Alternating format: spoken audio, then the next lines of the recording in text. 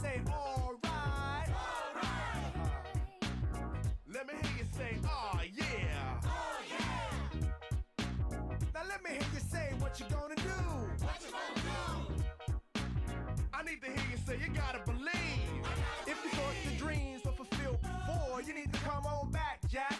Look who walked in the door. It's Parappa the Rapper, and my name is Paz. I'm known to MC for free or a cause. If you be at the mosque, synagogue, or church, drop to your knees and pray for Parappa the Rapper to save the day. And make you scream hooray, just clap on time, 'cause it's time to play. I know you're slick and smooth, cool with an attitude, on the right track, leader of the pack, kicking back, never looking back. You know my words will satisfy what I have now deep inside me, and all I need is much security. When you need him for a mission, he got your back. Shoulda have a cool time, man, that's a fact. Yo, he's a good friend, never ever a foe. So come on and let's go. We are the concentrated vitamin D with the title hooking it up, speed it quick like noodles to cup. It ain't nothing for the one man button to move something, running par rap through laps, huddling rap. And just when you thought your game was dead, man, we got you cooking up rhymes all in your think kettle. Proceed and click the next level for fun, player. Play your game, player number one. True love that speaks the truth. You know it'll help me through. In the cold night, in the morning, all night, or even in a fight. You know you should come home to me. We can have fun until the early morning light. Oh yeah. Oh yeah.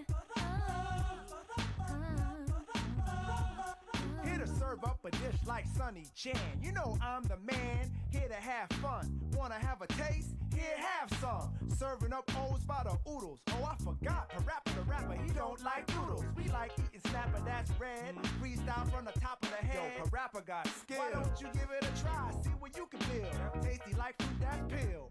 Watch your heels, you might slip and fall. And if you do, you know who to call. Who? It's Parappa the Rapper, and they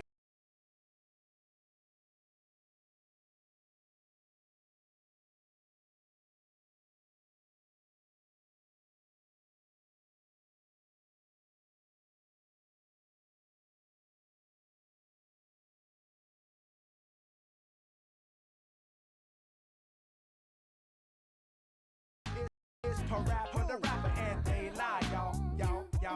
Can walk together and down the road forever and smell and touch the treasures of life every day.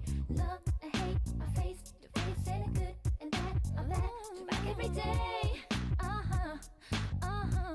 Switch on your 36 inches, you in the boob tube trap D. Till the game watch you sleep. Overdose on moves taught by the sensei. Your timing's all off, Tiger. You in the little league striking out a daylight joint. Book a session for the plugs and PJ to come train your camp, y'all. Mussolini graffiti tag and plug those.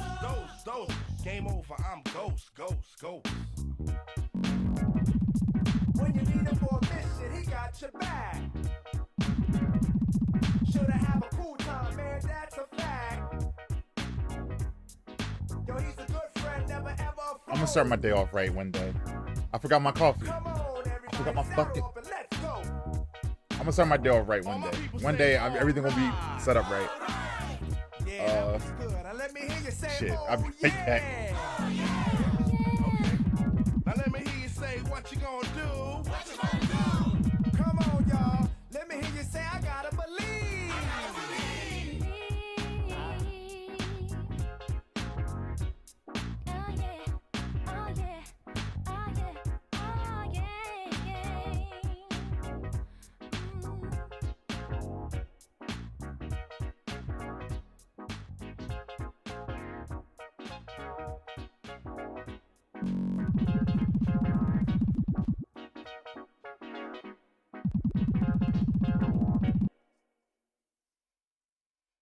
Got my coffee. Fucked up. Can't believe this. Where's my controller? Yo, alright, look. I'm wholly unprepared. Listen, alright, look. Last night, after stream, couldn't sleep. I was trying my hardest. I was up at like 3 a.m. Just laying down, like my eyes fully open. Then I was like, you know what? It'll be a good idea. I'm gonna get drunk. So I got a bunch of eggnog in the fridge. So I drank like half of it.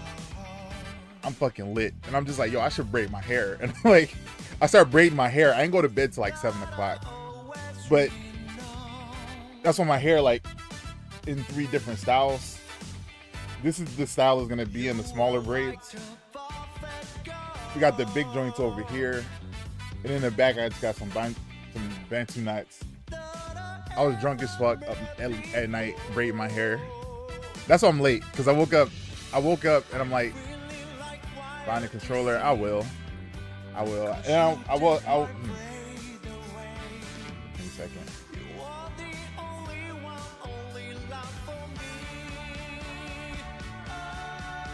I was up, drunk as hell, and I was like, braid my hair. Went to bed at like 7. Woke up mad late. I'm like, damn. And I was like, before, like, usually I would just start up stream, like wash my face and shit, start up stream without getting ready. But I'm like, let me stop doing that. Let me get some food in my body. So I made some breakfast.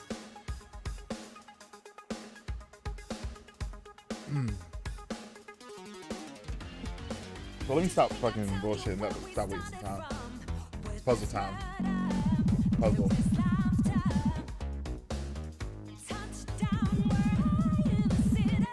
And full screen it.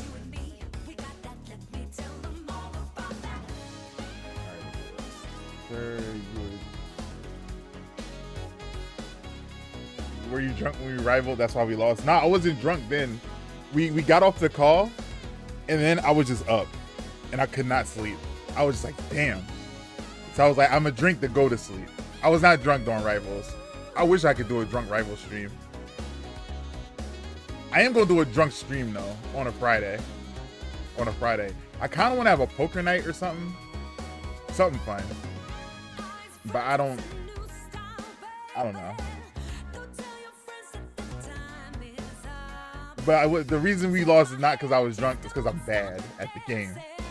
I don't need alcohol to hold me back. I hold myself back. Oh man. Puzzles. Puzzles. I've been getting the Wordles. Oh, also, update. I might be taking a brand deal. Might be taking a sponsorship. I need supplies. The supplies cost money. Sponsors have money.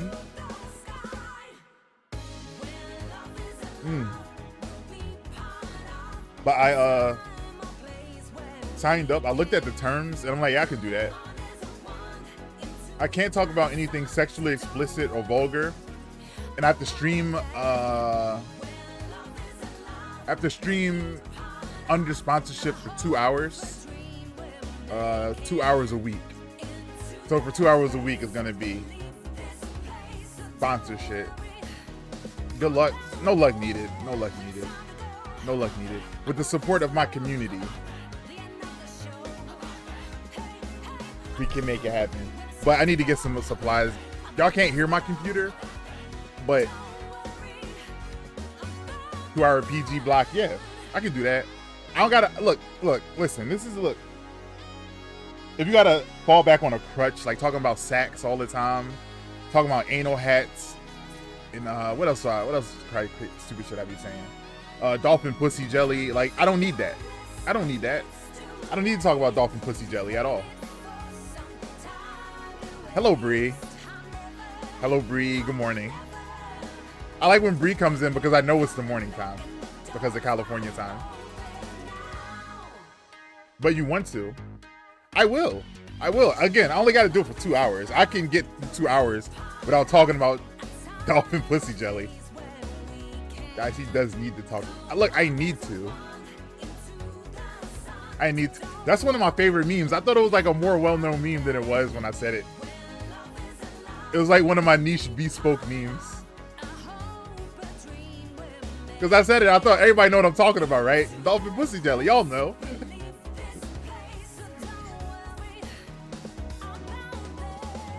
Like when Momo said you wrote it. I wish, but I did not write it. I wish I did. Let's get to the puzzles. Let's hit up Wordle. Play. First word, jelly.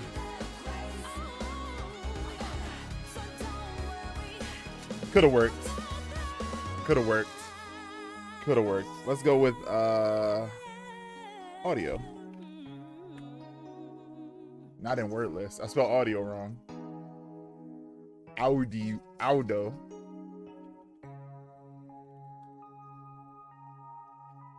Okay. Damn. So my streak of getting into is over. Ray.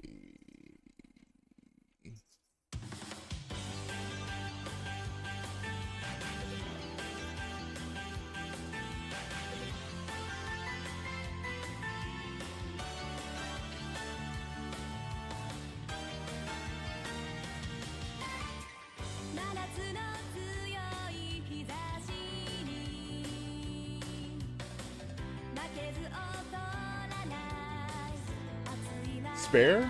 No, there's no E. Spark. Let's go. Yeah, that's why we start off with Wordle, because this is very easy. It's super easy. I think the one that got us that one time, I think it was either it was something. Retro was here. It was a double letter word. And it was one of two double letter words, and we were at the end. We guessed them both, but we had to flip a coin and lost. But Wordle don't be, I hate when they have double letters. Yeah, that shit is annoying. Very annoying. It should be illegal. It should be a crime. I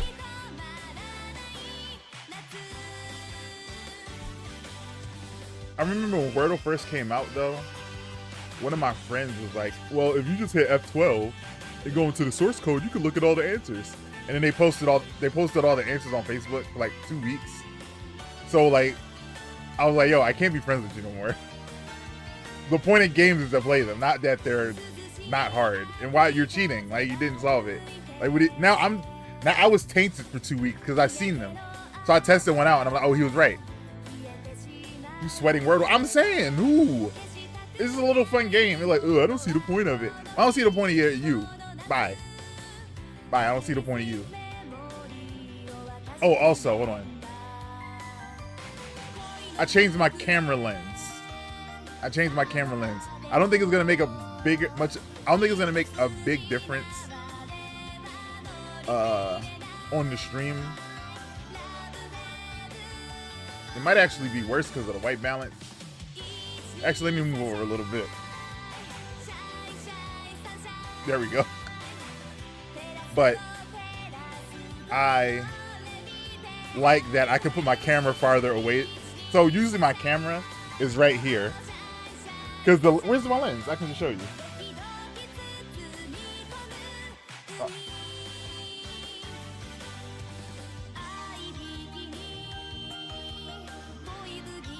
Something fell behind my desk last night, and I was just like, oh. Wonder what that was. It was my fucking lens. It's behind my desk somewhere. But I get to have my camera farther away back, and it makes me feel less claustrophobic. Because usually, again, it's right here.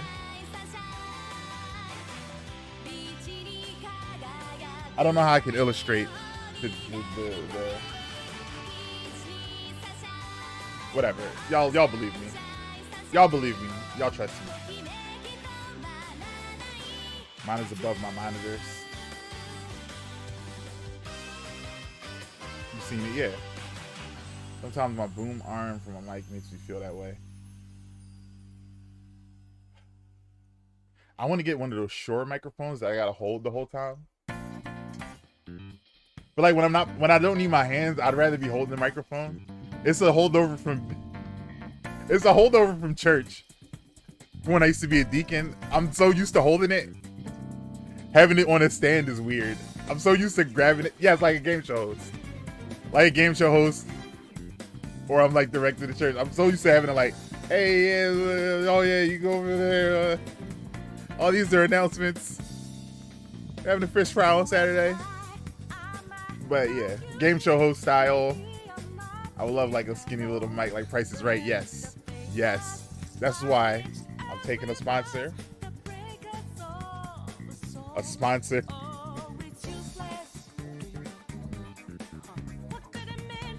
So I can get supplies. I would love a skinny microphone. Also, okay, all right. Let's get back to this puzzle. I can talk about puzzling. I want to make some merch, but I don't want to make like t-shirts and hoodies and stuff because it's hard to work in to your. It's not hard, but it's a lot, and I don't like.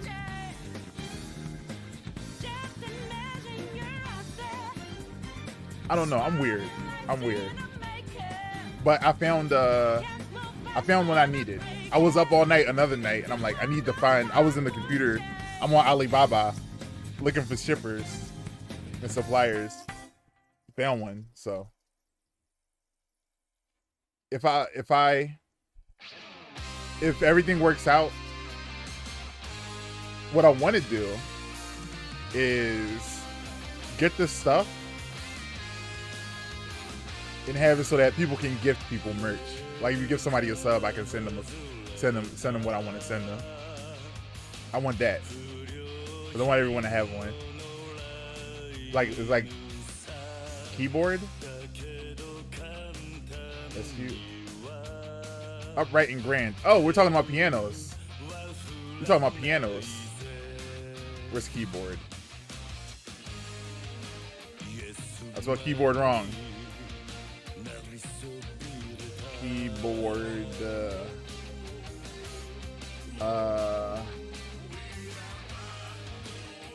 Illiterate fuck. I got dyslexia, you ableist.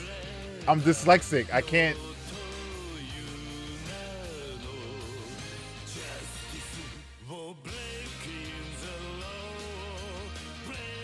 I'm illiterate.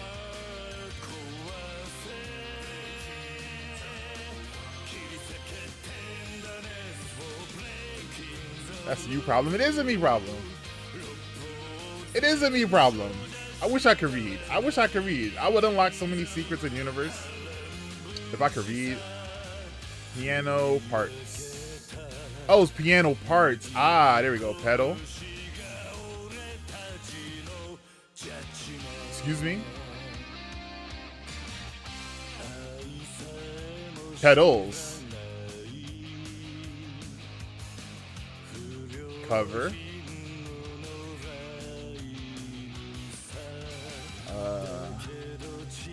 Yeah, I got it, Jess. I got a piano in my living room.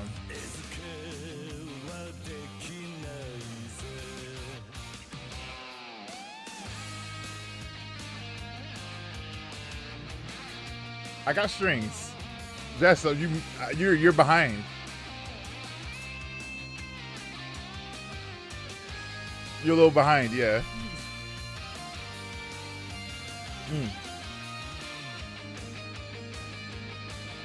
Piano parts. I was even looking at the bottom. I understand. It's all good. Letterboxd. B U G M. I can't do bug mode. Bug mode is unmakeable. Big. I can't do big mode. I can't do bidet. I can't do bidet. I can't do sugar. Gub. Nah. Sodium? Is that because I'm salty? Is that because I'm salty, Jess? What you trying to say?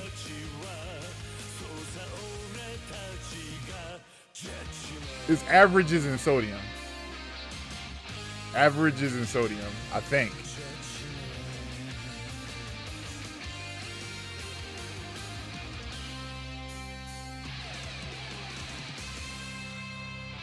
Oh, there's no B. Beverages. Beverages and sodium. Restart.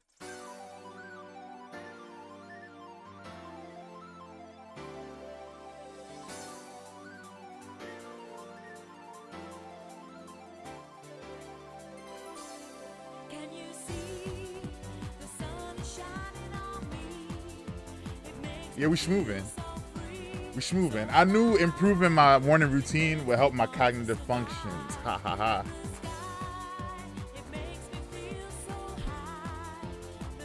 I'm on day 3 of putting coffee back in my system, and I feel really good about it. I feel fantastic. Like my head's clear.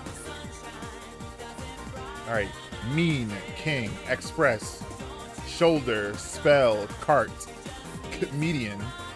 I said comedian. Median, back, divider, extensions, mode, refresh, plancha, lane, forward, convey. Plancha, are they talking about wrestling? No. I don't know what plancha means. I don't know what plancha means devoid of wrestling. Anyway, divider, median. Plancha is the press they use to make Cuban sandwich. Oh, a press. A press. The diving plancha is when you jump is a press. I got you, like a body press. I understand. Median divider, lane, shoulder. These are highway parts. Then we got mean, mode.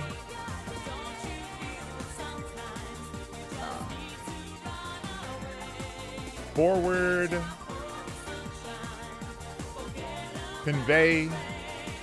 Mean, express. Plancha mode, king cart. Plancha mode, king cart. Chicken a la king. Pie a la mode. A la carte. I don't know what plancha is. Yeah, alas. I don't know what a la plancha is.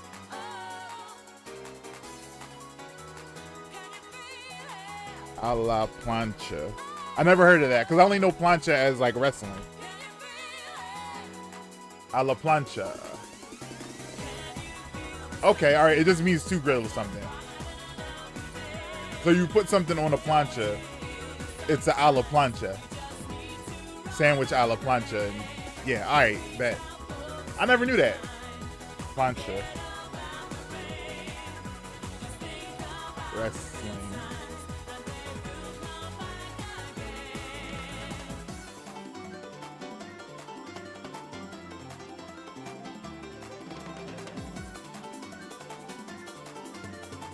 That's insane. Yeah, plancha, you jump off the rope. Get out of here. Get out of here.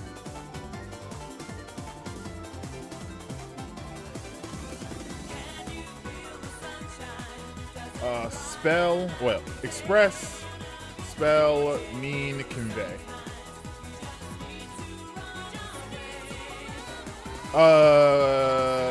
Submit,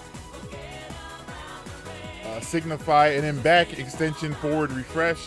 These are browser functions. So you have back, forward, refresh, and you have your extensions.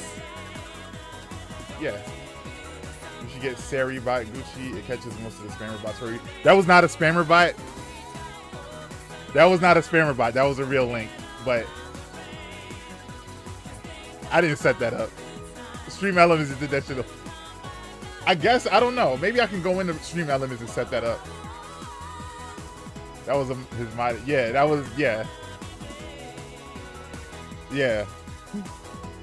Well, if you were ever curious to try out Factor, if you're ever curious to try out Factor,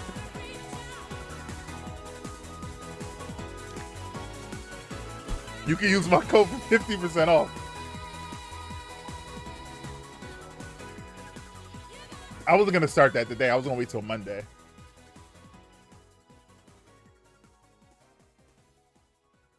Gucci is a spam. Yeah, I didn't know they'd be posting in the chat. I was gonna have a link in my I was gonna have a link on my banner page. They was like, nah, break now.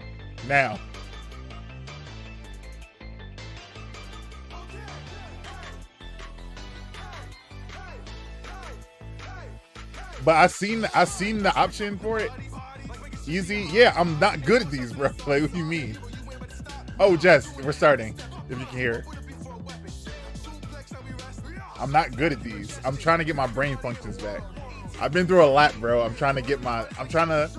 We'll move on to, like, if I can get these to under 3 minutes, I'm gonna start doing the medium one. But not yet. And you distracted me. Now it's taking longer. Ungrateful. I'm coming here trying to be nice. I'm trying to give y'all 50% off your first factor box. Trying to give y'all delicious pre-made meals. 1, 2, 3. I seen the factor thing and I'm like, why are more people not doing this? Because, like, I don't understand it. 7, 8.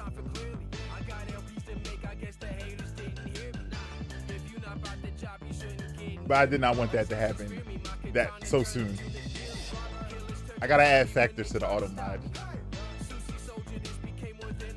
How do I do that?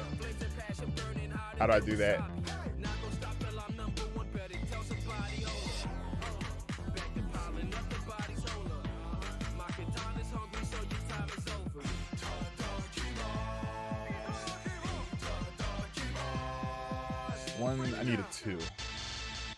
And a 3.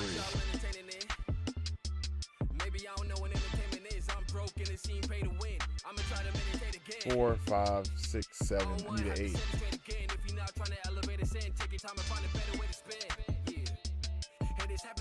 Actually, let me just focus on the ones.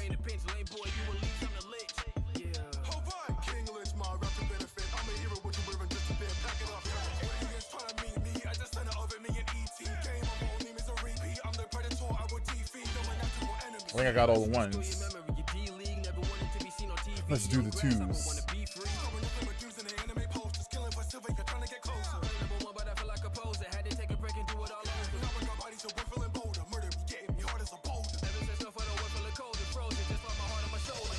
I'll do 4 instead.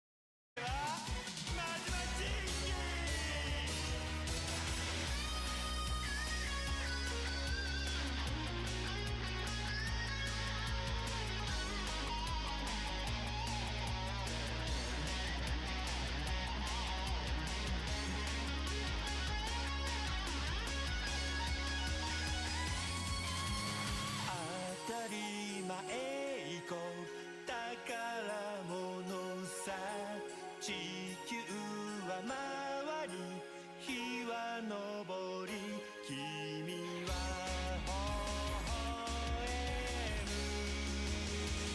素直に I love you 届けようきっと You love me 伝わるさ君に会うガラスの Top 20, nice.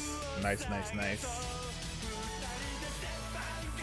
いつまでも深夜12時を過ぎたって君は僕の愛しい24時間シンデレラ Hey, hey, hey!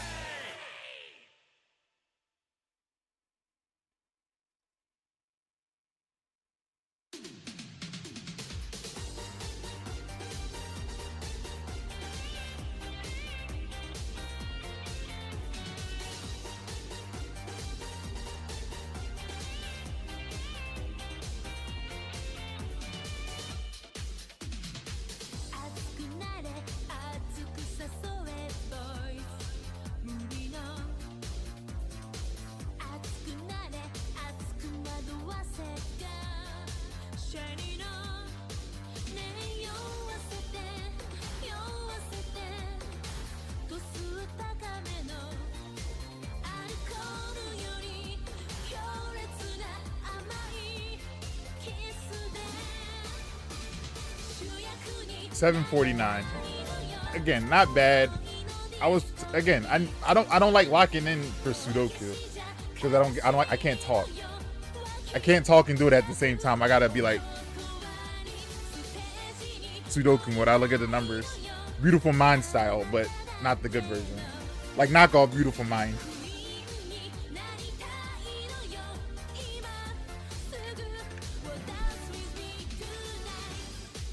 That's the name of that movie, right? Okay, all right. All right.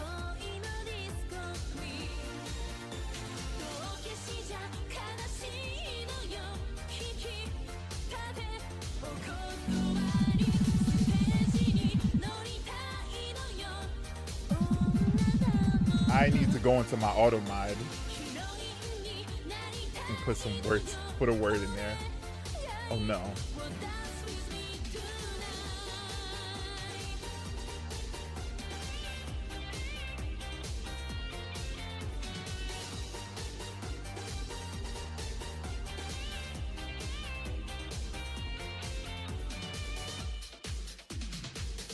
How do I go to auto mod?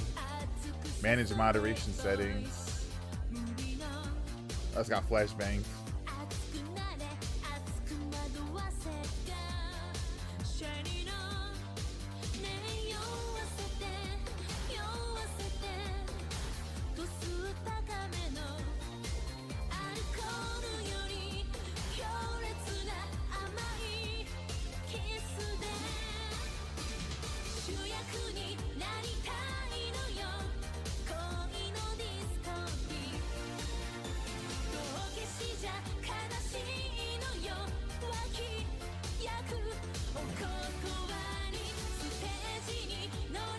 Could somebody do me a favor real quick?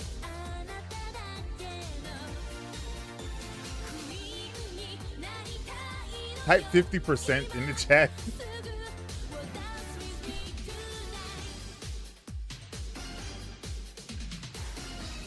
Perfect. Thank y'all. I appreciate it.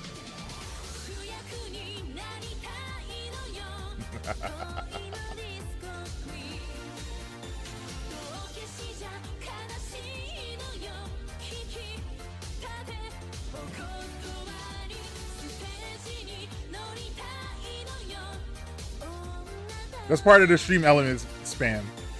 Not spam, but they jumped the gun. I don't know why they posted in my shit like that.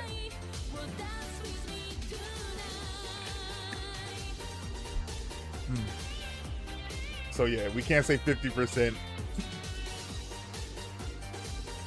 can say 49 plus 1%, but not 50. I too blame my bots. It'd be like that. It's whatever. It's rookie streamer stuff. part of the reason I never clicked to sign up for the campaign was because I was scared something like this would happen. But I had to because they don't have the terms until you click. They don't have the terms available until you click on it. So I had to click on it to read the terms. But then if I didn't agree to terms, I already clicked on it. And I don't want to be violating terms. I don't know where my controller went. What was I playing last? So no, I was. Fuck it. I'm just playing with my mouse. We're gonna get back into Phoenix Wright.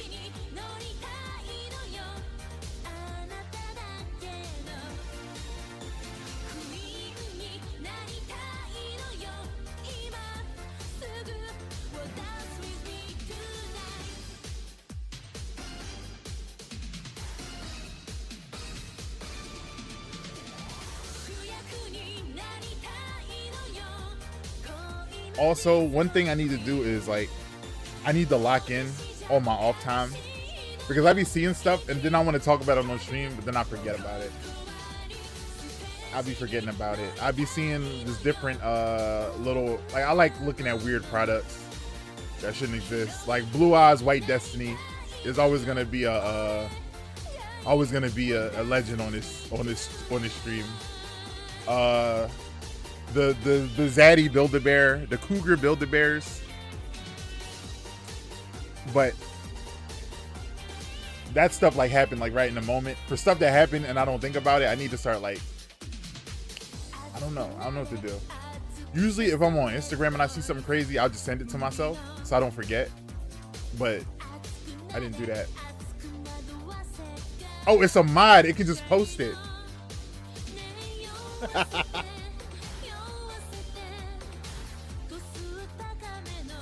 Well, if you ever wanted to try Factor, they make delicious pre-made meals. I've used Factor before in the past. Better than expected. You know I'm a cooking guy. Much better than I expected. I got them because I was just like, I'm busy. You know what I'm saying? Like, all right, cool. I ain't got to microwave them for that long because they're not frozen. They fresh. So I was like, boom, microwave it for like 30 seconds. I'm like, God damn.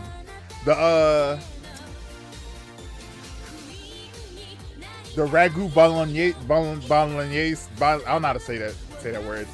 Bolognese sauce, fantastic. They don't sell DPJ.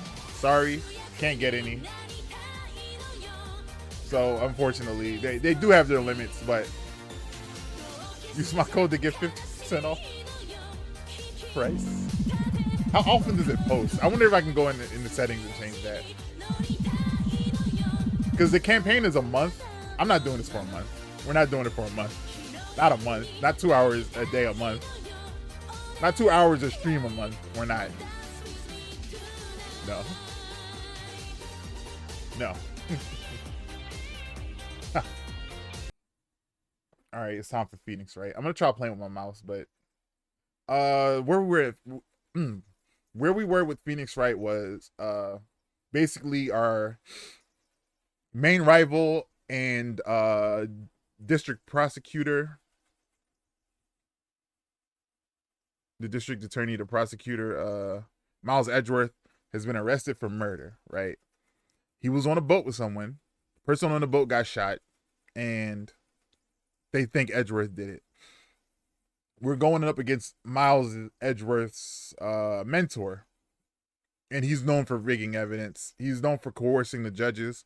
So we get in situations where we can't object, or we take penalties. If we take too many penalties, the trial will be over. And now they're giving us penalties for things you're not supposed to get penalties for. Excuse me. So we went through the trial.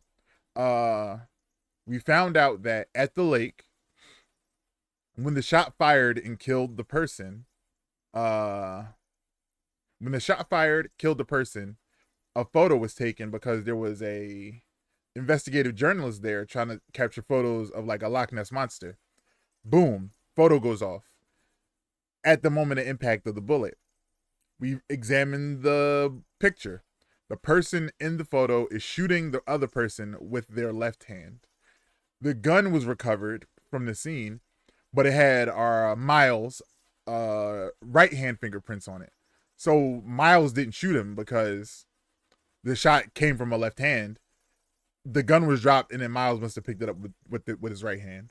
So we're casting a lot of doubt. We're finding evidence at a rapid pace. So hopefully we can finish the case today. Hopefully we can finish it today. I'm kind of kicking myself for getting on this late because our good friend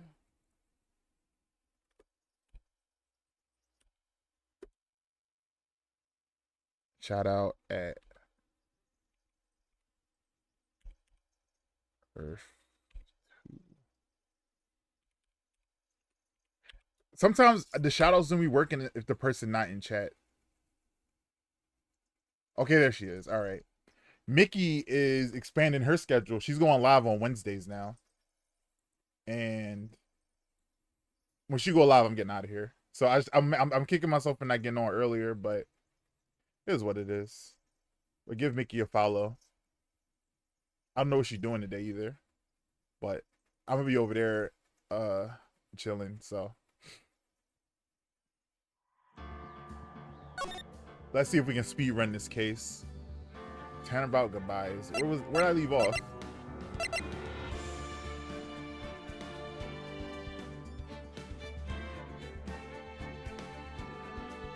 Right here.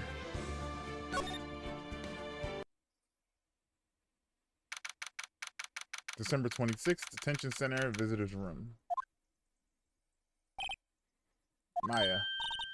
Hey Nick, it's you. I'm glad Mr. Edgeworth made it through. This is not the right save. If I didn't save it, I'm gonna shit myself. I swear to God. I swear to God.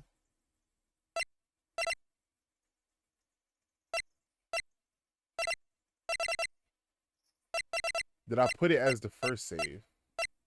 I did. Okay, alright. I was about to end stream right now. December 27th, 10 a.m. District Courtroom number 3.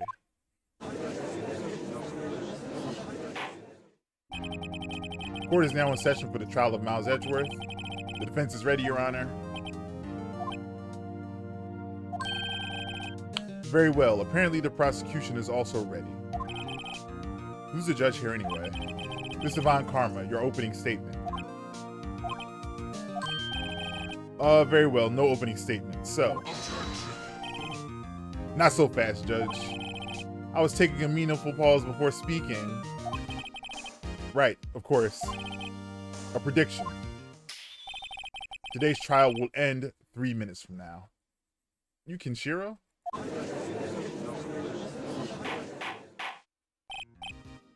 Order, order.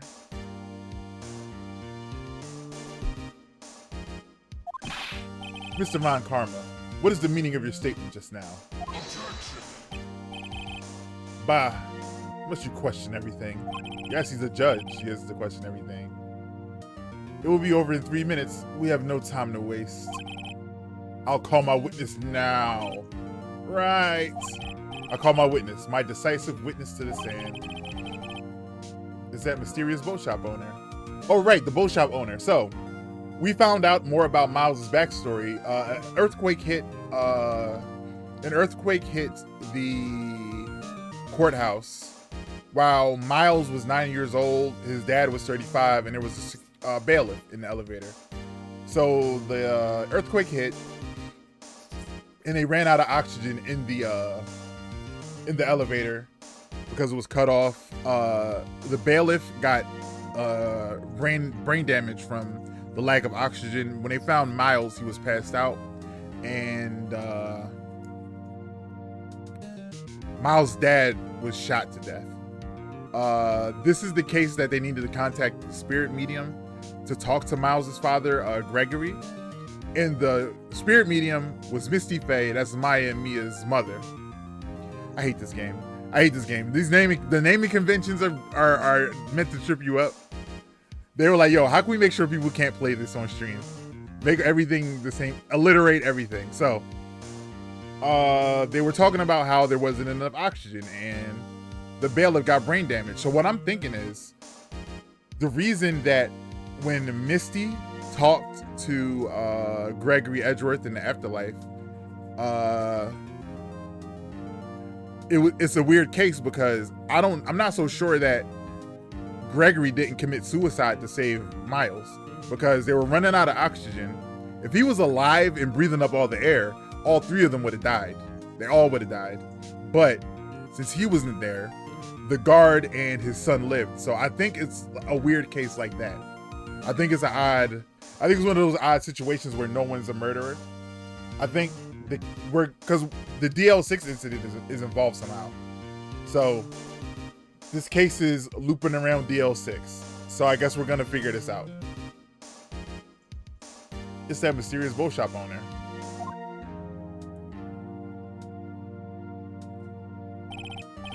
Witness, state your profession.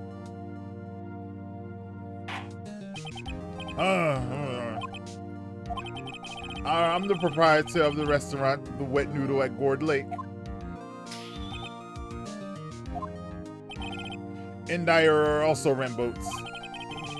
The night of the incident, you were in the boat rental shop, correct? Yep, I was. Please testify. Wait a second. You still haven't heard who this old guy is. Raise an objection. Wait a minute.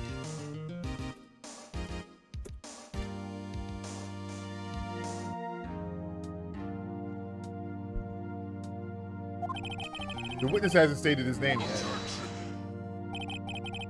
Because I did not ask him, Mr. Wright. Ugh. I have predicted this trial will end in 3 minutes. Stop asking trivial questions and cooperate. No, you gotta, what? You can't have an anonymous witness. I don't think. The witness will state his name.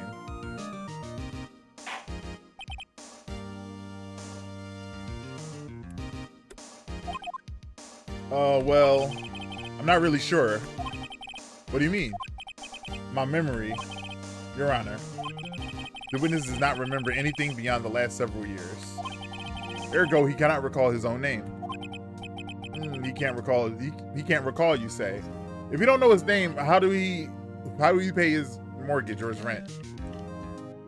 I don't understand this.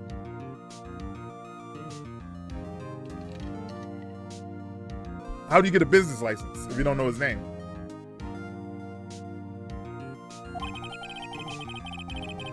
Yes, but the incident in question took place 3 days ago. He can testify. Very well. Let's hear his testimony then. Let's hear this testimony then, shall we, witness? So his name is just Witness. He's anonymous. This is ridiculous. It was the night of the 24th, just after midnight. I was in the restaurant where I rent boats, as usual. Then I heard a bang. When I looked out the window, I saw a boat just floating on the lake. Then I heard another bang. Also, that's a left-hand shooting. Just about then, the boat comes back to shore and a man walks by my window. Very well. I'd like to begin the cross-examination.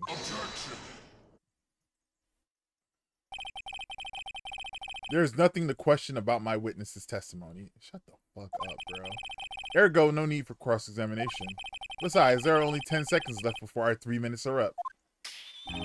Judge, your verdict now. Yes. Mr. Wright? I'm cross-examining. What the fuck are you talking about? 10 seconds left. What are you saying? Of course I'll cross-examine the witness. Very well. You may begin. Ah! What are you mad for? What did you expect? 3 minutes just passed. I see. Well then, let's just take our time, I guess. You may cross-examine the witness. What the fuck did he say that for? It was the night of the 24th, just after midnight. Just after midnight, you say?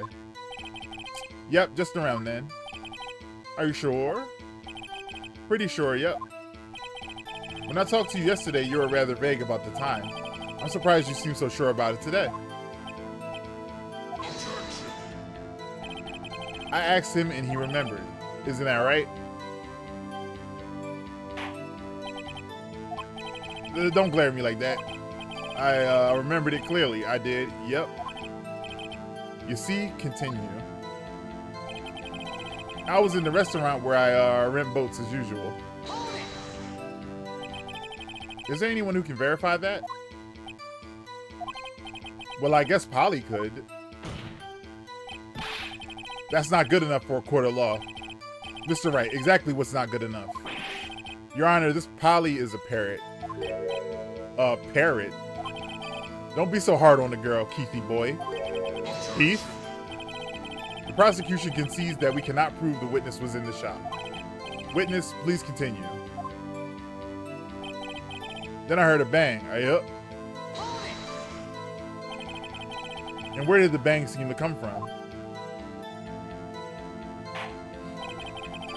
From the lake, I figure. Are you certain? Yep. Good. Continue. When I looked out the window, I saw a boat just floating on the lake. Was there someone in the boat?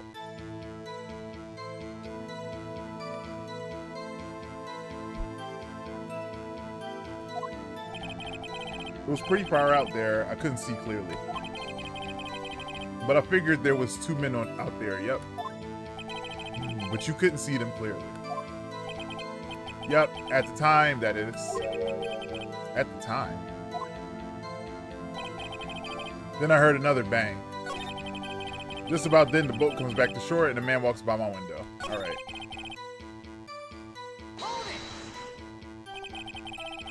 So you heard 2 gunshots total? Yep. That's what Lada said in her testimony yesterday.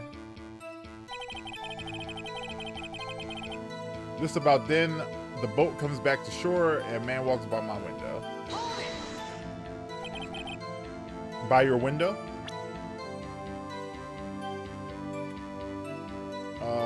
What?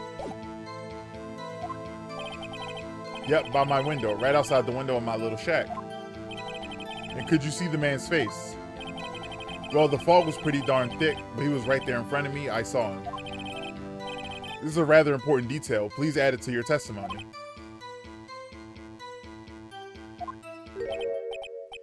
Tisk, tisk, tisk.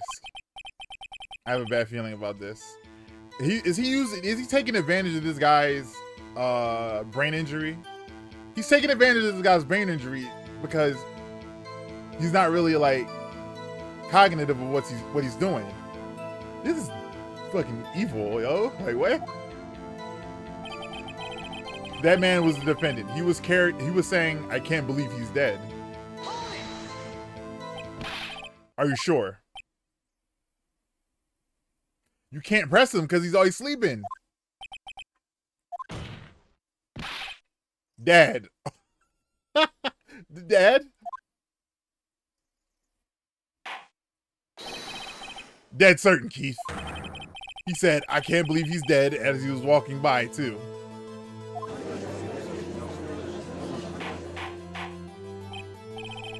Witness, are you sure that the person you saw was Miles Edgeworth? It was him, that Edgeworth boy. Ugh. He's having a flashback. He's back in the elevator. This sounds like decisive evidence indeed. I see no room for doubt. Von Karma. He lured me into cross-examining so he could set me up for a fall. Tisk, tisk, tisk. Nick, I don't like the way things are going here. Everyone in the courtroom is glaring at us. I better act quick or this trial is going to be over. Options, let me save it.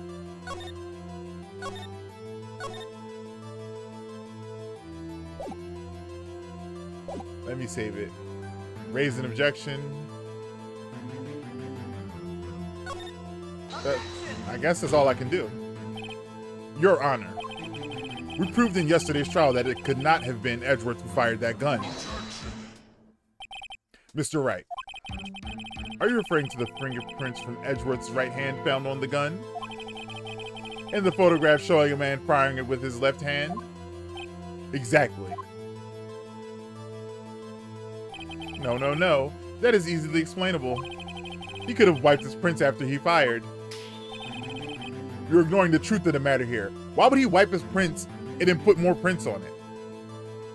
You're ignoring the truth of the matter here. Everything in this witness's testimony is true. The judge is lost in thought. What should I do?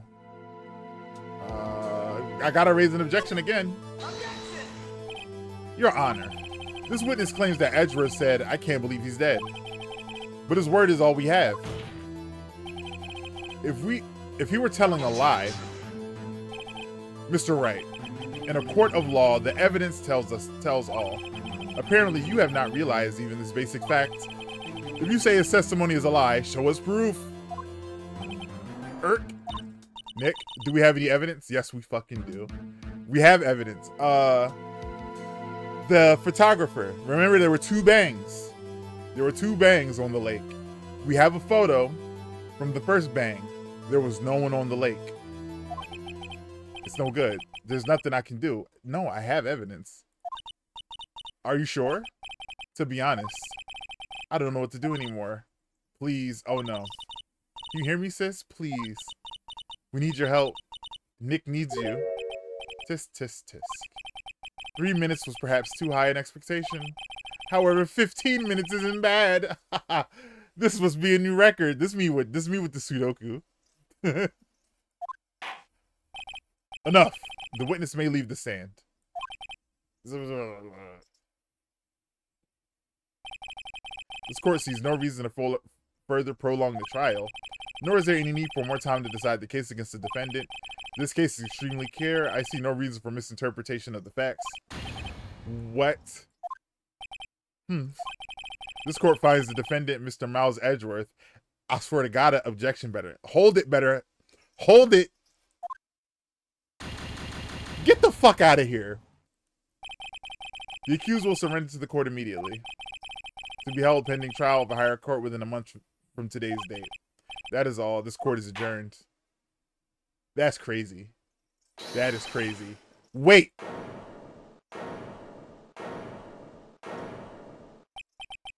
Who was that just now? Me. Huh? What? Larry? Yo! What are you doing here? Listen, you gotta listen to me. I was there in the park the night of the murder. I wasn't sure about it until just yesterday. But today I remembered it. Remembered what? The gunshot. I heard it too. Order. What is the meaning of this? The verdict has been decided. I call for adjournment. One moment, Mr. Von Karma. So you say you heard a gunshot? Yeah, I did a gunshot that night. I was sitting here in the audience listening to the testimony. Then I realized something he said was different from what I remember. Anyhow, I just can't sit here and let you call Edgy a murderer. It's just not right. I'll testify. Let me testify.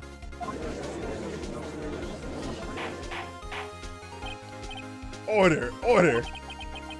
Well, this is the first time something like this has happened in our court. I'm not quite sure how to proceed. Judge, you've already given your decision.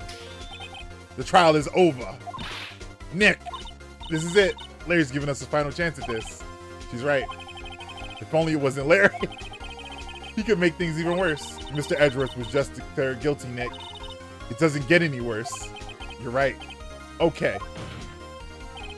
Your Honor, if there is another witness, it is our key duty to hear him out. Right here, right now. A waste of time. The verdict cannot be overturned.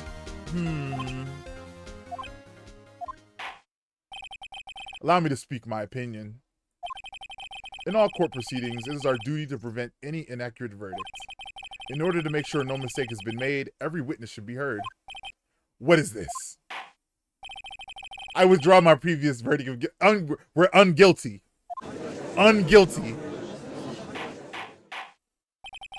Mr. Von Karma, I order you to call this new witness to testify. Now. Yeah. Yeah, Von Karma. Nobody scared of you. Bitch ass Von Karma. What? The court will adjourn for a 5-minute recess. After that, we will hear this new witness. The court is adjourned. That was fucking wild. That was wild. They fucking tripping.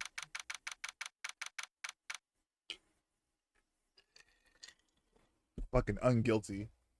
December 27th, 10:30 a.m. District Court Defendant Lobby number 2.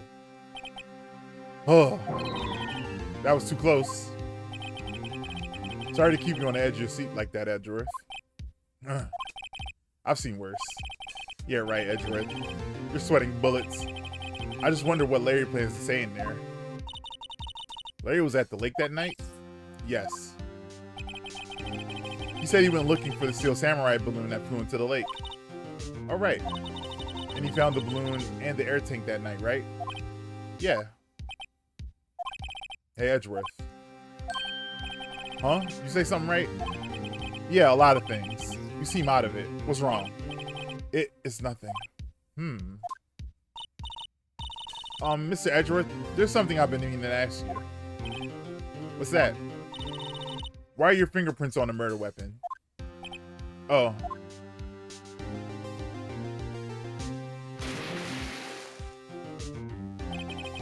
When he fell into the lake, I went into a daze. I couldn't understand what had happened. I couldn't think straight. Then I saw the pistol lying on the floor of the boat in front of me. I picked it up without thinking. I didn't have a reason, really. Why would you do that? I see. Right. Yeah? This might be our chance. Our chance? Von Karma has only ever run perfect trials. Perfect trials. Perfectly prepared witnesses, perfectly complete evidence.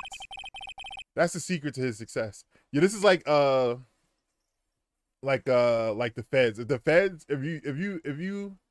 feds are coming for you, they already built the case before they even came at you.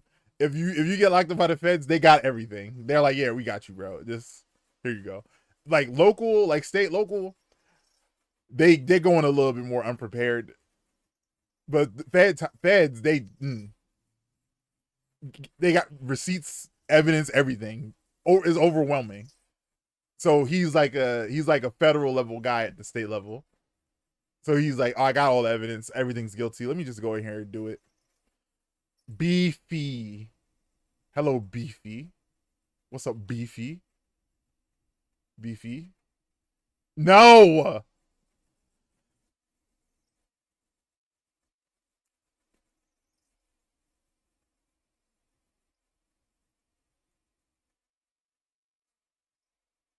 Thank you, Beefy, for contributing to the hot sauce ramen challenge.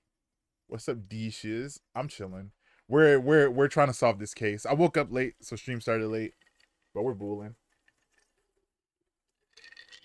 I have a coffee. Life is good. Silence ain't no back talk. Is that a song or something? That's the secret to his success. This is the first time he's ever had to deal with something unexpected. He has to let someone he hasn't even talked to testify before the court. And that someone is Larry.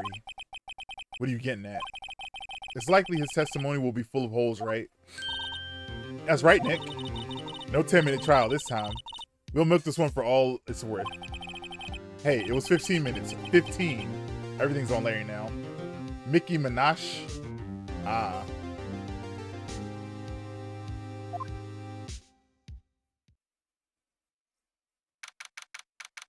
All right. All right.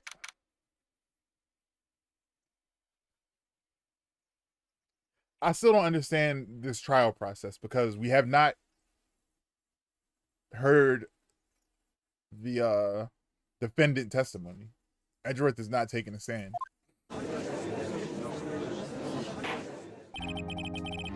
Court is now back in session. Witness, please testify to the court about everything that you saw on the night of December 24th. Right, leave it to me. Please, Larry, don't mess this one up. I hate to admit it, but you're our last chance. Ron Karma didn't even have time to prep his witness. I just hope Edgeworth is right about this being our big break. All right, Larry, let's see what you got. Let's see what you got, Larry. That night, I was out in a boat on the lake. I was looking for something, and I found it. So I quietly slipped the boat back into the rental shop dock. Then, as I was thinking about going home, I heard this bang. I looked out over the lake, but I didn't see a boat. So after I heard that single gunshot, I went home. Now we can present the evidence of the photo that we got of the second gunshot, which we could have did before, but they had to make it dramatic for story reasons, which I appreciate. That was fucking crazy.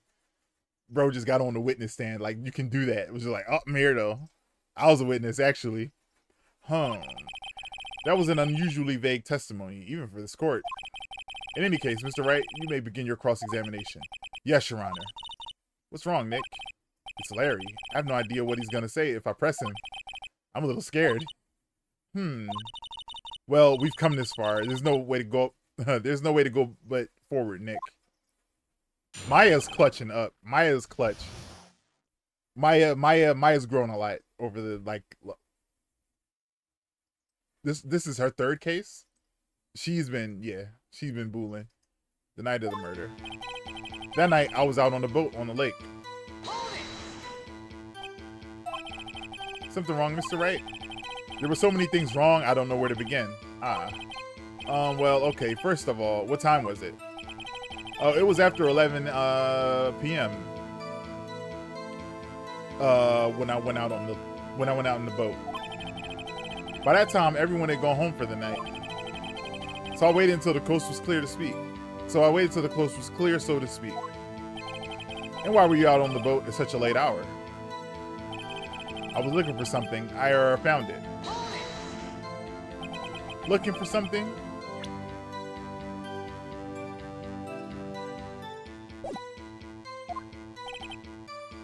Yeah. Mr. Butts, what was it that you were looking for? What the witness was searching for is irrelevant. Most likely he was hunting for this Gordy. That's surprisingly close to the truth in a sense. This is all irrelevant.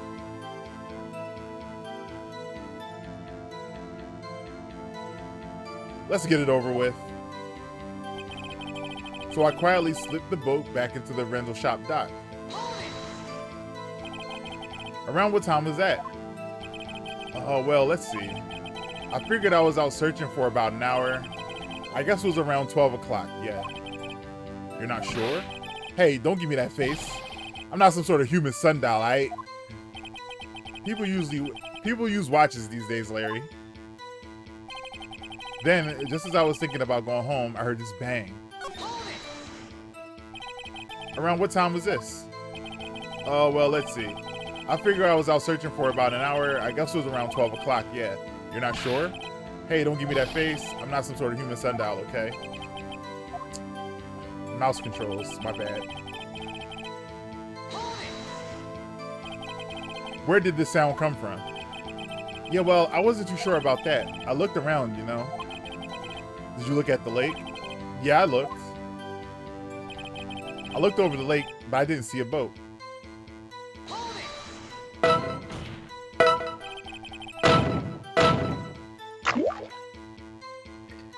Thank you, Beefy, for calling Missile to remind me to take a sip. Thank you. Was there a boat on the lake?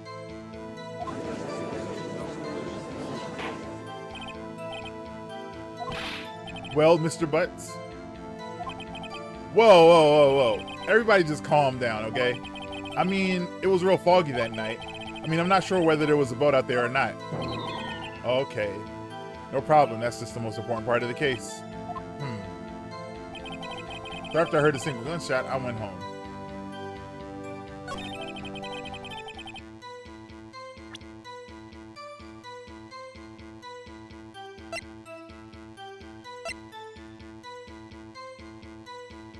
Where's the second photo? Second lake photo. It was an empty lake taken at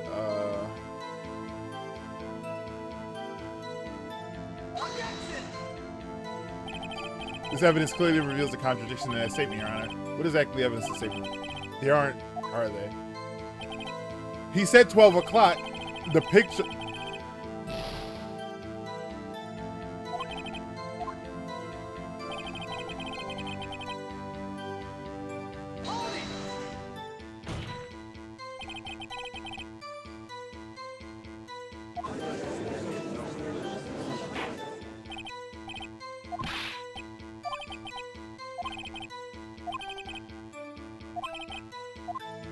Okay, I presented the evidence at the wrong.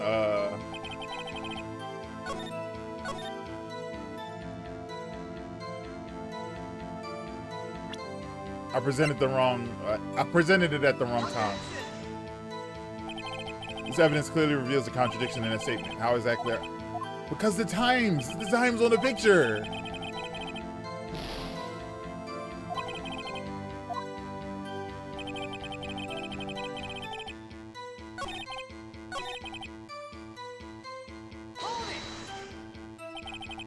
So you only heard one bang, correct? Yeah. Well, Nick, It was pretty wishy-washy testimony, wasn't it? I guess I should just start working on the contradictions. Sorry. I wish I could be more helpful. I wish I could call my sister. Maya, you're doing great. That night, I was looking for something. I found it, so I quietly slipped to go back to the shop. Home, I heard his bang. Where did the sound come from? Around, the lake. I looked over the lake, but I didn't see a boat. Wasn't there a boat on the lake? When does he say the time? Hold on. Oh, Mr. Butts. Whoa, whoa, whoa. Everybody just calm down. I heard the same gunshot. I went home.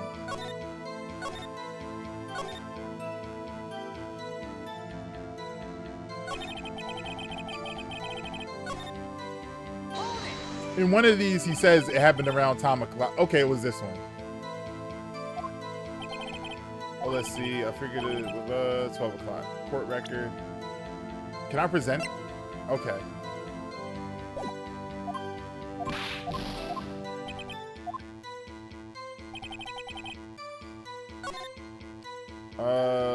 This better be it. I swear to God.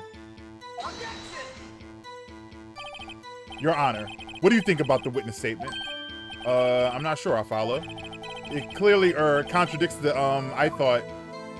It does! Objection overruled. Yo, I can't believe this. I don't think I'm okay, alright. You know what? Hold on, let me save it. Cause shit getting dicey.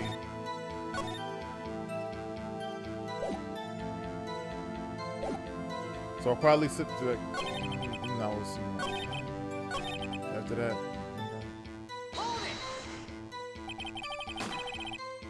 Judge was bought. He was. He was. You only heard one bang, correct? Yeah. Well, Nick. If it's the very last statement, and it was the second photo,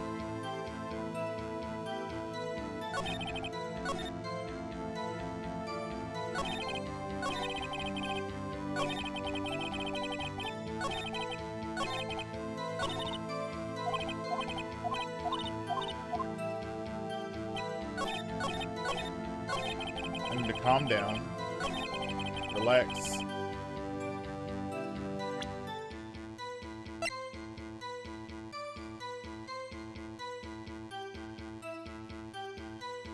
Maybe if I present the camera.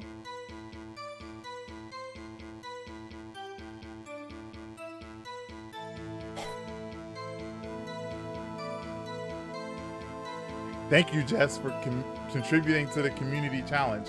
Wow, we're almost halfway there. Wow. You guys are killing it. I appreciate all the love and support you give me. 50 already?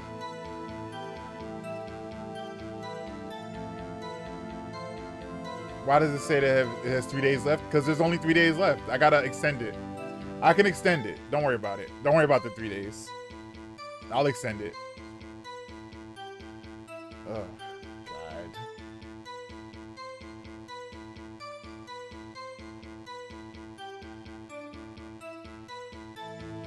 You see I'm stressed dealing with the trial, and then you do this.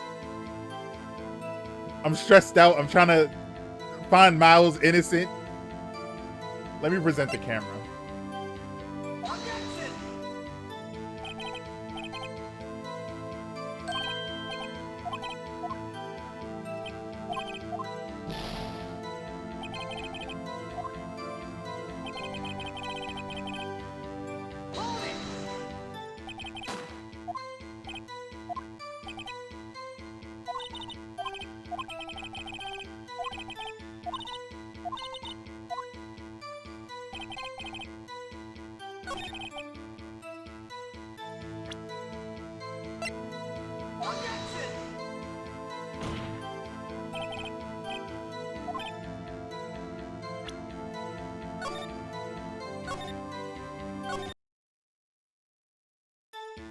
Oh, I gotta share something with you. I'll send you a message in a minute. Okay.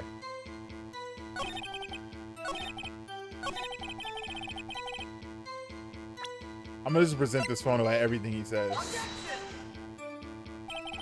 Your Honor, oh my God.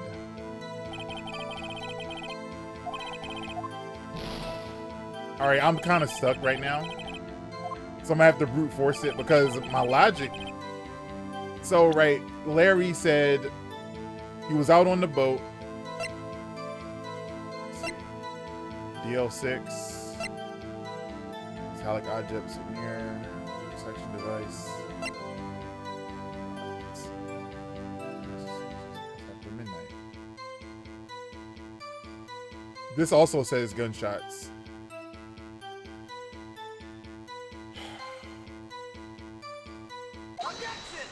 Oh, that was it. Okay, all right. Wait a sec, Larry. What? You only heard one bang? You sure? That's what I said. But Miss Lotta Hart testified yesterday that she heard 2 bangs. And the old man just now said the same thing. They both heard 2 gunshots that night. Huh? Were you even listening? Were you paying attention at all to what they said? Yo, Nick, please. You know something's been bothering me. I'm a witness, see? I'm like a customer here. So you gotta treat me nice and stuff, aight? Mr. Butts. What? You only heard 1 gunshot? Are you sure? Well, to tell you the truth, I'm not sure. Not sure? How could you not be sure? Well, yeah, well, I, might have missed the other gunshot. I was, listening to something else. Something else? My radio, dude, with my headphones.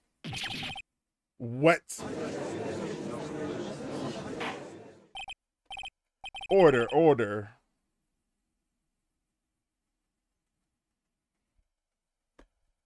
I'll send you a message in a minute. I thought you sent it already.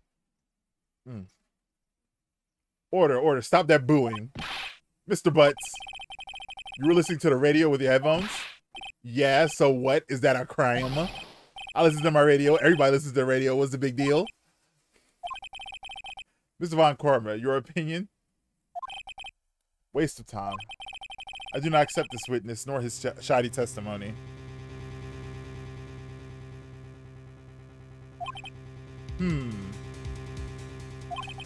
Well, Mr. Wright, should he continue the testimony?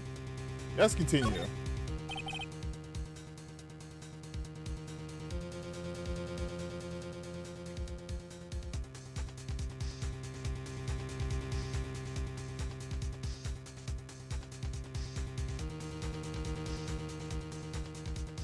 My phone died, but I seen the photo. Your Honor, please, allow the witness to continue his testimony. Bah, nothing is more pitiful than a lawyer who does not know when he's lost. Very well, Mr. Butts, please give your testimony and be sure it is to include details like your radio. Right, leave it to me. I wouldn't if there were any other way out of this, believe me. All right. Let me finish off this coffee.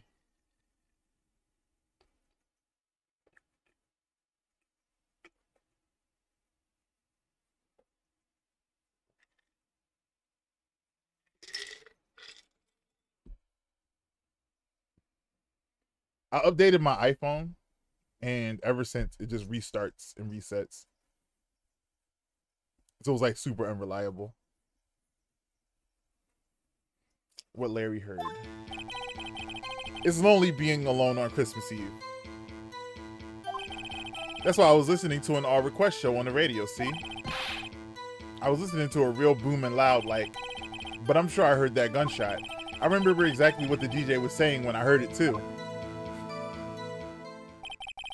You were listening to your radio at high volume? Yeah, what's the big problem? Can't a man listen to his radio in peace? This is a free country. It must be nice living in a free country. Must be nice. I truly believe Leia has no idea what the problem is here. Judge, can you believe a word this witness says? What he heard was probably nothing more than a drum beat from the radio. True enough, it is difficult to believe his testimony. Wait, Your Honor. The witness said he remembers exactly what the DJ said when he heard the gunshot. Excuse me? DJ? Who is DJ? An announcer, the guy who says things on the radio. Anyway, what this means is, when he heard the sound, no music was playing. The DJ only talks between songs, so he could have heard the gunshot from the lake. I'd like to cross-examine the witness, Your Honor. Very well, Mr. Wright. I can't believe I'm continuing the charade. All right. It's lonely being alone on Christmas Eve.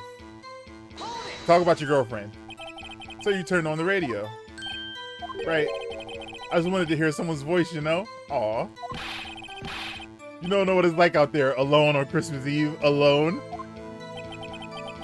I shouldn't have said anything. That's why I was listening to an all request show on the radio, see? I was listening to a real booming loud. What's an all request show? Do you by any chance remember the name of the program you were listening to? This has nothing to do with the case, Your Honor. Objection sustained. It has a lot to do with the case. If we know what he was listening to, we can pinpoint the time with the radio station. This guy is just saying objection to everything. The witness was listening to the radio. That is all we need to know. Tell us, Mr. Butts, how loud was your radio set up? How loud was your radio set that night? I was listening to it real booming loud. Like, real booming loud? Yeah, you know. You had headphones on? Yep.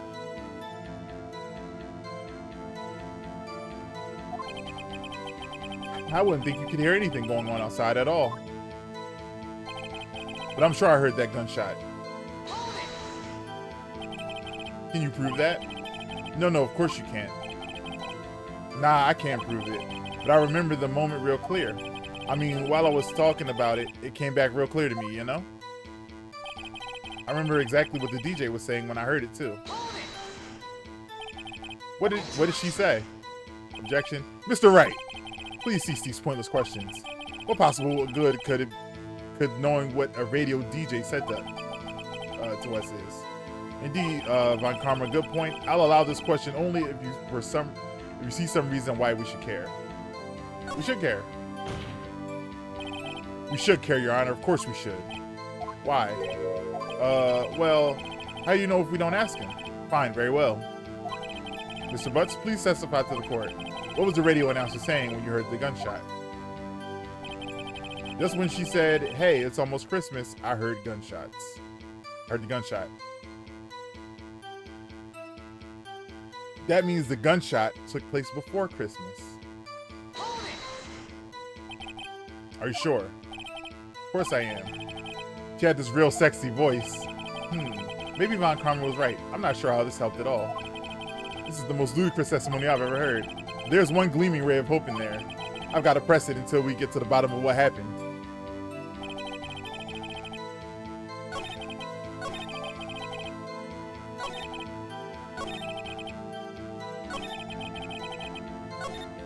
All right, I have to save it because, again, I don't know which evidence that they want me to present, because we have the photo. I've been harping on this photo the automatic camera took at 11:50. He just said that the DJ said it's almost Christmas. So I'm trying to put two and two together, but again, sometimes the game is weird with the evidence it wants.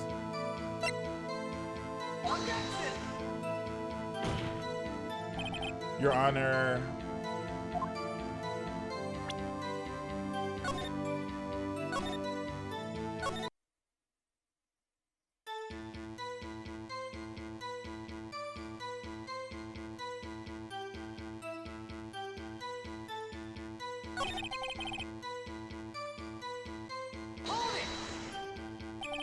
Are you sure?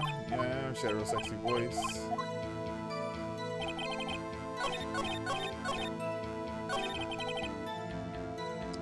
Is this where I present the photo?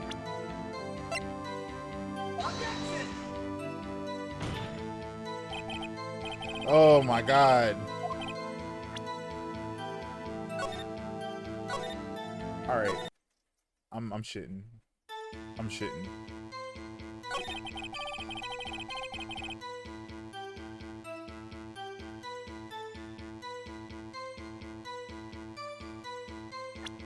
All right, let me look at the evidence carefully.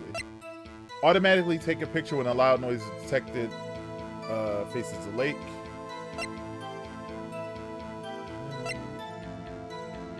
12:15.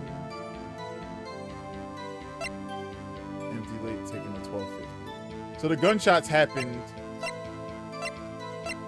25 minutes apart.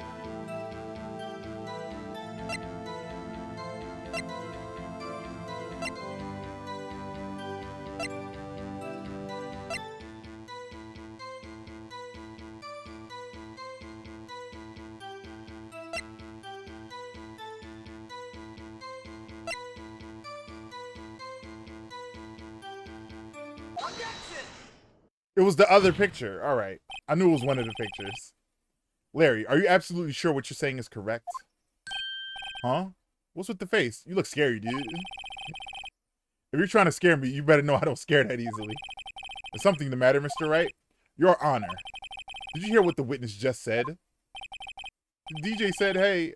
The DJ said, hey, it's almost Christmas. When he heard the gunshot. Indeed. And almost Christmas means it wasn't Christmas. Do you realize what this means? He heard the gunshot. When he heard the gunshot, it was still Christmas Eve. This is what I've been trying to get.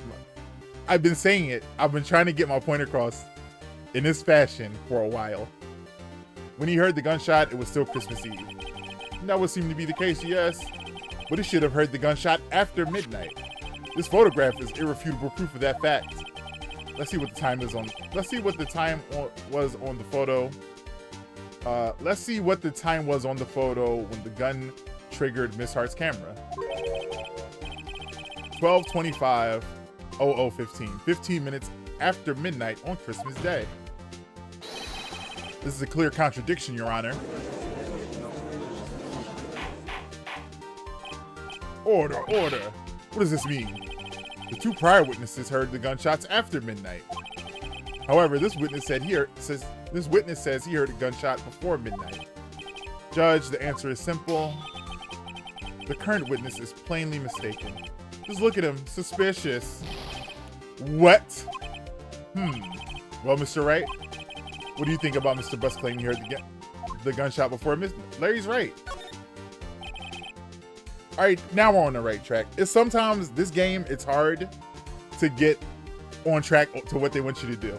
So we had to present the photo to show the contradiction. Now we have a photo to prove the contradiction. Whatever. I still like the game. It's still fun. Larry's not mistaken, Your Honor. He heard that gunshot before midnight. Intriguing. I'm assuming you have evidence for this wild claim. Show me evidence there was a gunshot before midnight. Fucking finally. Look at this photograph. Every time I do it makes me laugh. This was taken by our witness yesterday, Miss Hart, with the automatic camera. The timestamp on the photo reads December 24th, 11:50 p.m. But there's nothing on the lake in this picture. Your Honor, the real issue here is not why nothing is shown in this photograph. It is why this photograph exists at all. What do you mean? Bree, oh my God, you contributed again. 4,000 to the hot sauce ramen challenge. Oh my God, Bree! Thank you so much, Bree, for contributing to the community challenge.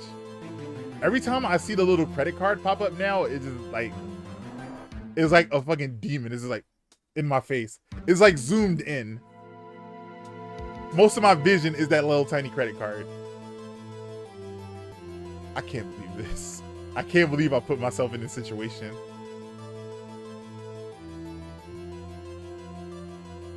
I cannot believe this. I cannot believe this. But you know who would never give you...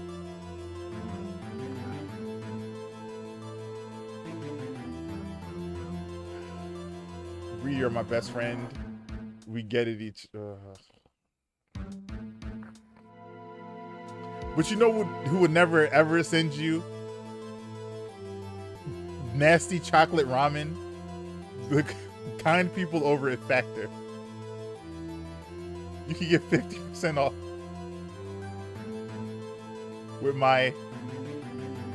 You get 50% off with my...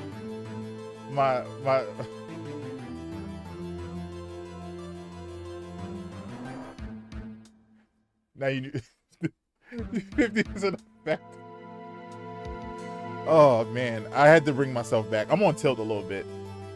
Give me 1 second. I'm gonna take a quick break. I'll be right back. I gotta blow my nose. I don't know why, but whenever I start talking, my nose gets stuffy. I think it's because the air is getting so dry. I think because the air is so dry from the winter air. I need to get one of those little misters for my nose. Because I just feel weird. I'm gonna go hit the neti pot real quick. I'll be right back. Break screen.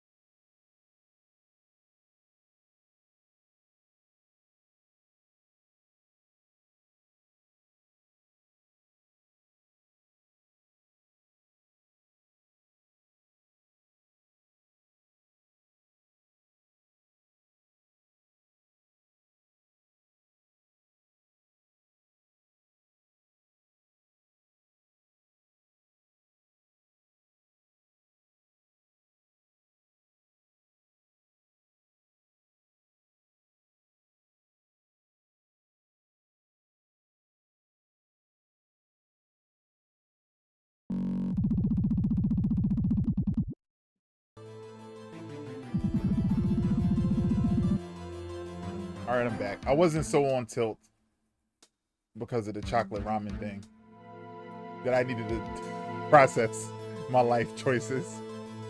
That's not what happened. I just wanted to clear my nose out. What do you mean? Your Honor. This photograph was taken by an automatic camera. That camera was set to go off in response to loud noises. Aha, correct. There was a loud noise on the lake at 11:50 p.m. That's why this photograph was taken. In other words, when Larry heard that gunshot, it was most definitely still Christmas Eve. Indeed, it would seem this is the case. Well then, where does this leave us? Ms. Hart testified that she heard the gunshots after midnight. Are you claiming that she was mistaken? Not at all, Your Honor. It is a fact that the camera also triggered 15 minutes after midnight. Your Honor, that midnight there were 2 sets of gunshots with 25 minutes pause between them.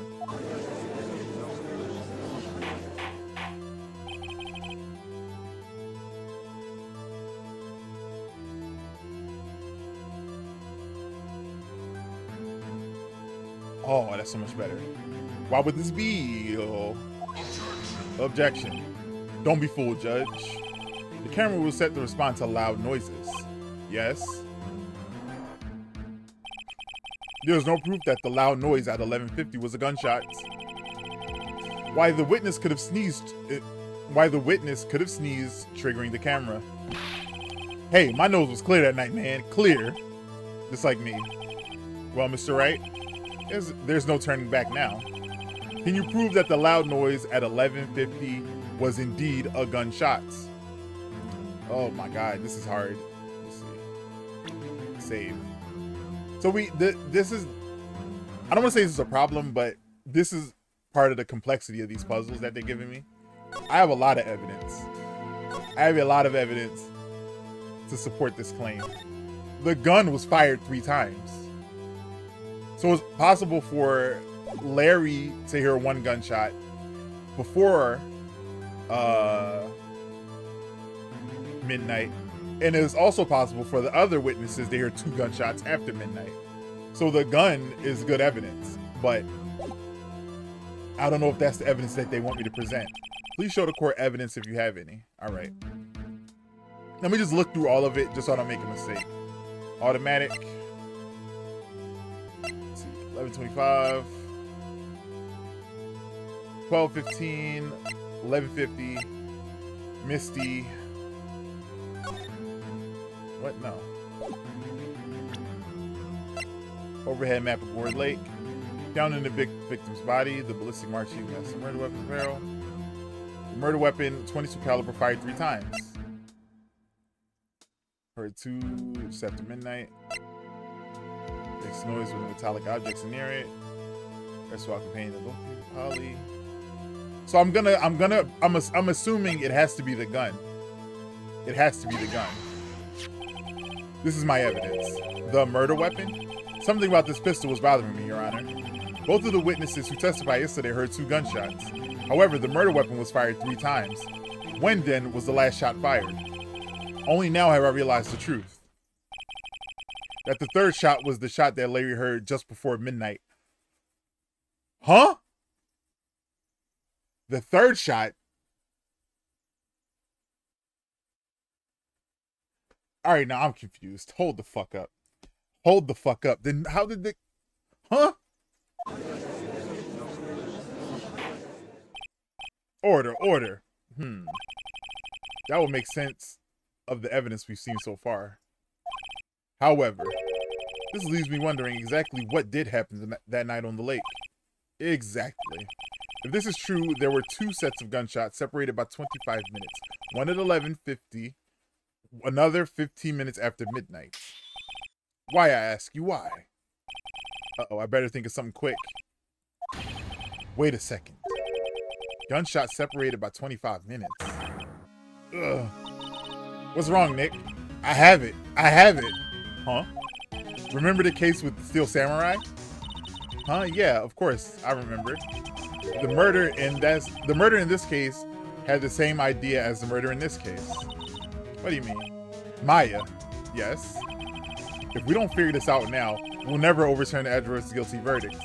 I've got a hunch and I'm gonna run with it. Right. I mean, is this safe? safe? We've already gotten a guilty verdict. We have nothing to lose. Just watch and let me know if I say anything that sounds fishy, okay? Right, Nick. Oh my god. Let me save it again. I hate to be save scumming, but I'm confused. I'm very confused. So the gunshot that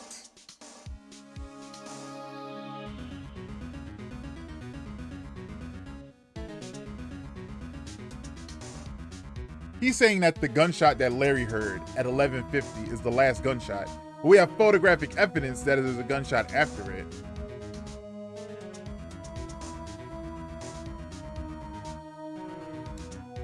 Oh, this is weird. This shit is weird. This shit is weird. I'm so confused. This is the first time in this I've been thoroughly stumped. Right, Nick? All right. Your Honor. Yes, Mr. Wright. The testimony just now has cleared up this entire case. I need to see what's going on because I'm confused. What do you mean, Mr. Wright? Tisk, tisk, tisk. So you finally realize the truth? There can be no other murderer than Miles Edgeworth himself. Wrong, Von Karma. A man was shot that night, but it wasn't Edgeworth who did the shooting. Listen, rookie. Take a deep breath and consider the facts. At the time of the murder, one boat was on the lake. This was shown by the witness's photograph. The defendant, Edgeworth, the victim, Edgeworth, and the victim, Robert Hammond, were on the boat.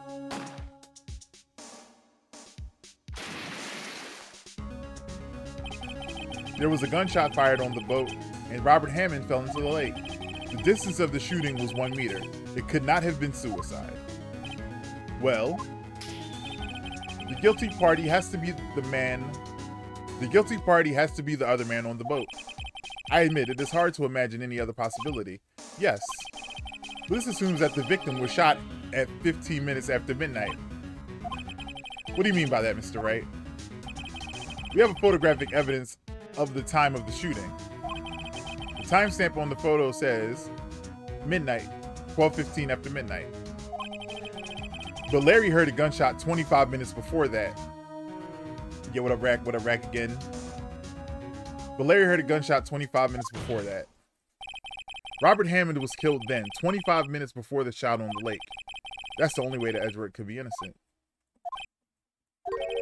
Mr. Wright, are you quite mad? Explain who the two men on the boat are. The murderer and Hammond.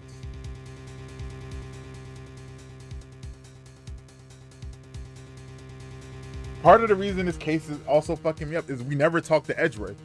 Who were you on the boat with, Edgeworth? Like, what the fuck? Again, now I gotta save again.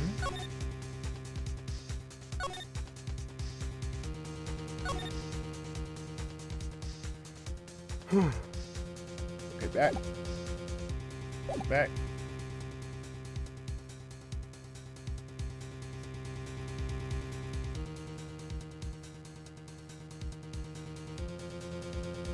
Edgeworth and the murderer and Hammond, Edgeworth and Hammond.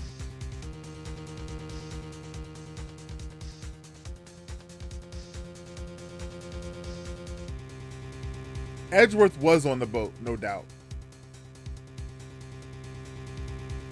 Edgeworth never said he was talking to Hammond. So, all right. So, all right. I think it's coming in clear. I think it's getting a little bit clearer. So what happened, I think what the game is setting up, I think what the evidence is showing is that the murderer was in the boat with Edgeworth, talking to Edgeworth. The murderer pulled the gun out, shot around, dropped the gun, jumped in the water. The murderer had already killed Hammond. Hammond was already in the lake. He killed Hammond, talked to Edgeworth, shot a bullet, jumped out. So Edgeworth and the murderer, I think. Of course, it was Edgeworth and the murderer. After the murderer killed Robert Hammond at 11:50, he assumed the guise of Mr. Hammond to meet Edgeworth and met Edgeworth. Yes. Oh, what? Are you serious? Yes. Edgeworth won't tell us why he went to the lake that night. However, I have a hunch. That night, Robert Hammond called Edgeworth to the lake. Now, Edgeworth didn't know Robert Hammond's face that well. That's why he didn't suspect anything when the murderer took Robert Hammond's place. I'm not sure what to make of all this. Ludicrous. Mr. Wright, tell us the name of this murderer then. The murderer's name? Right, it's... I don't know it. Actually, I don't know the murderer's name. You don't know? Bah, again, you waste my time. I don't know because he never told us. The murderer is the caretaker of the boat shop. That old man. What? Huh? At 11:50, he was the one who killed Robert Hammond. The caretaker of the boat shop? Where did he do this? There weren't any boats on the lake then. Why would he have to go all the way out on the lake to shoot someone? Mag suggests that the real scene of this crime was not on a boat.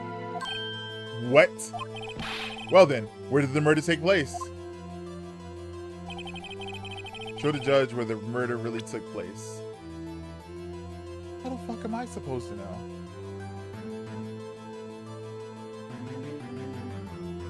Alright. It wasn't here. It wasn't here because Larry was there at 11:50 because he was he put the boat back. He put the boat back. So he was not at his hot dog stand. And Lotta Hart was at her truck. It could have happened over here and nobody saw him. Damn.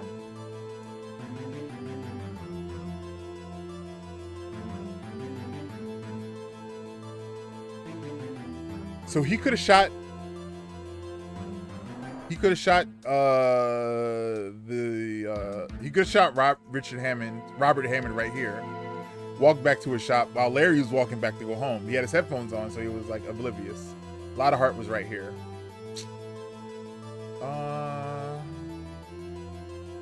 Also, we know that noises from here can trigger her camera because this is where the Steel Samurai exploded. I'm gonna say right here.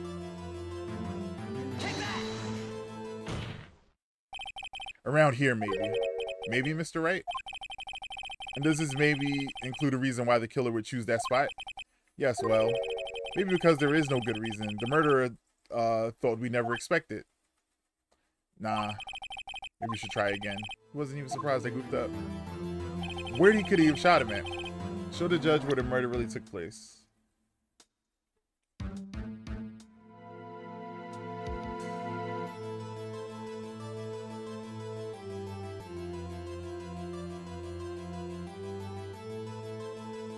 Then I'm guessing at the noodle shop.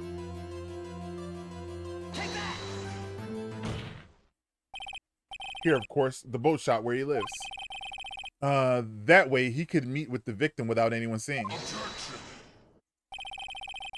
Do you have proof that the boat shop was the scene of the crime? Recall Larry's testimony, if you will.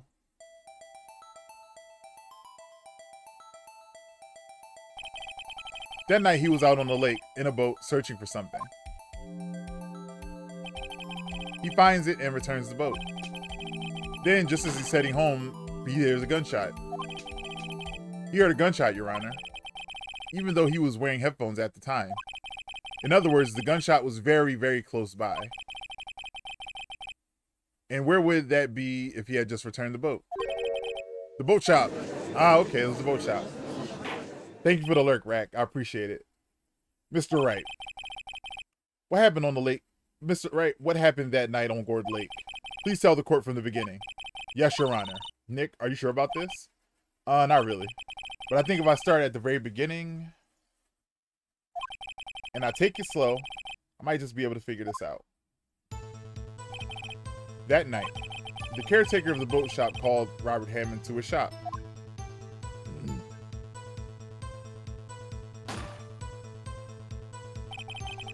This was around 11:50.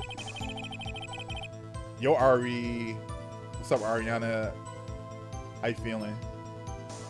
That was when the gunshot that Larry heard was fired.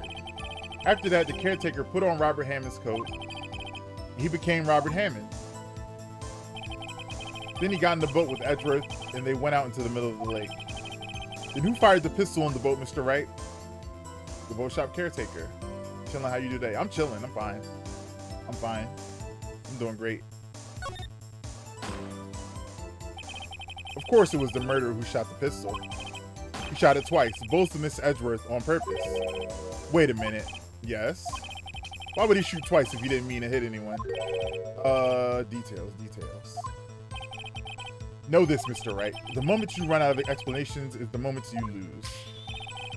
Tell us why the murderer had to fire twice.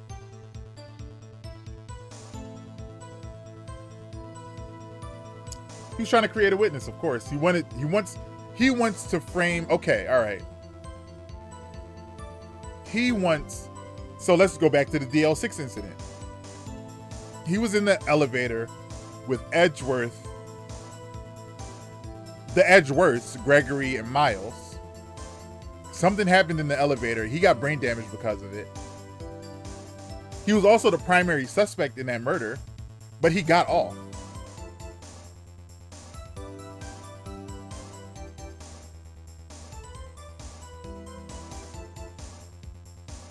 Okay. Oh no.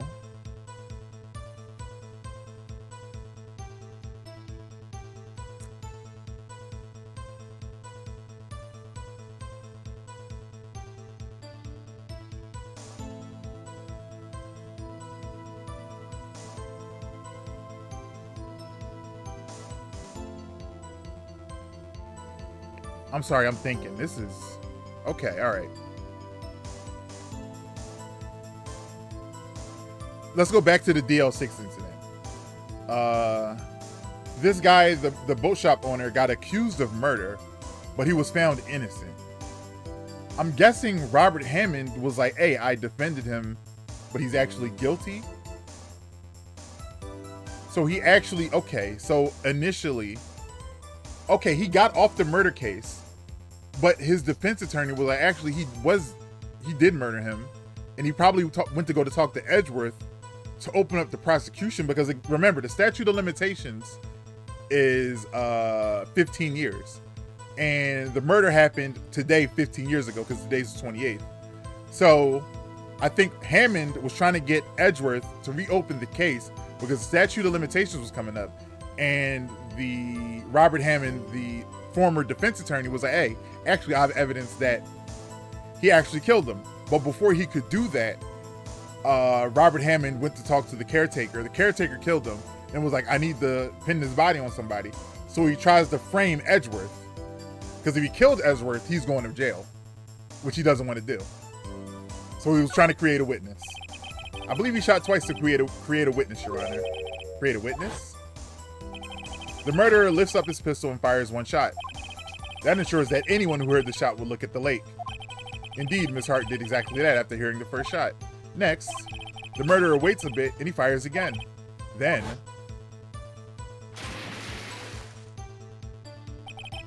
the murderer jumps from the boat himself, leaving the pistol in the boat behind him.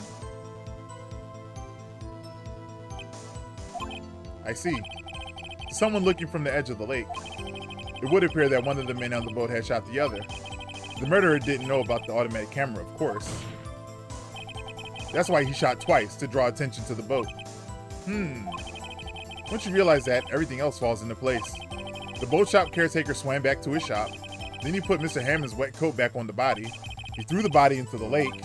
This is what happened, Your Honor. These are the events that transpired that night on Gourd Lake.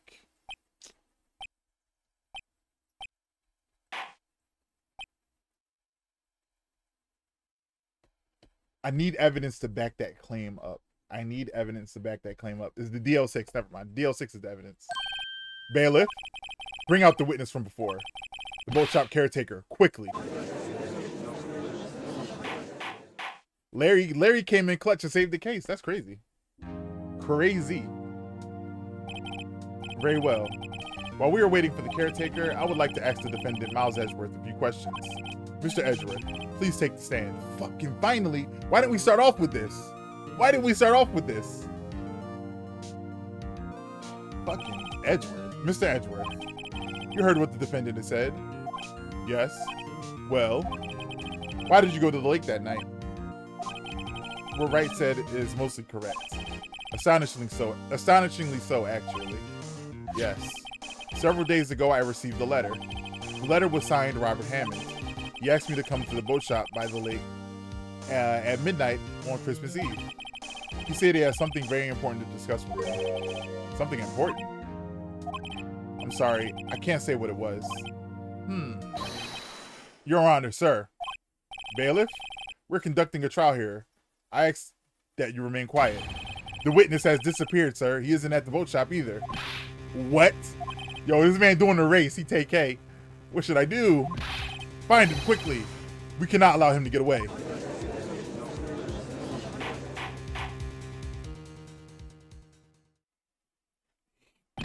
He's doing the fucking race. I know it. Mr. Von Kammer. Mr. Von Kammer, your witness has disappeared. A search warrant has already been issued. It goes without saying, I cannot declare a verdict under these circumstances. I will extend the trial until tomorrow, the final day allowed. I request that the police department utilize all its force to find that witness. Am I understood? One more thing. Just who is that boat shop caretaker? I think his identity has become very important to this trial. I want him and I want to know who he is. Very well. Court is adjourned. All right, we struggled through that one.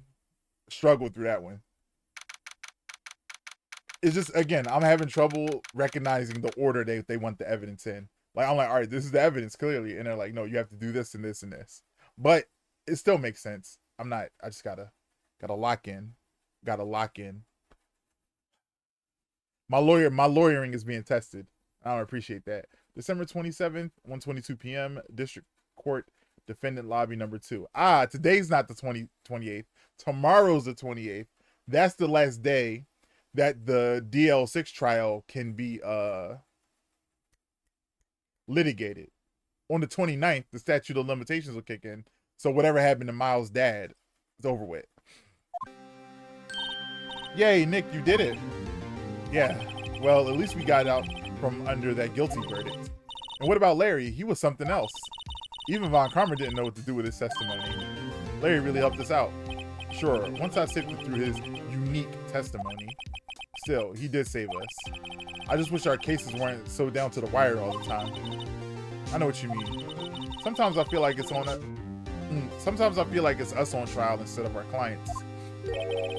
Hey, Edgeworth. Mr. Edgeworth? Did you say something?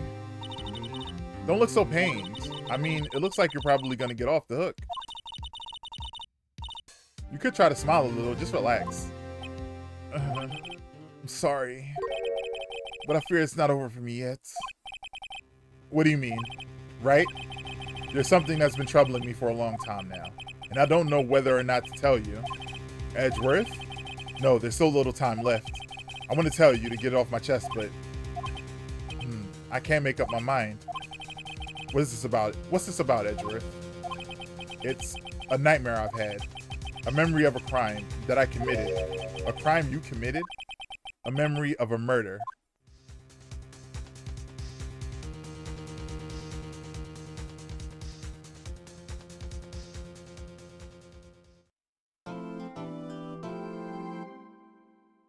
He YNW Melly? He got murder on his mind?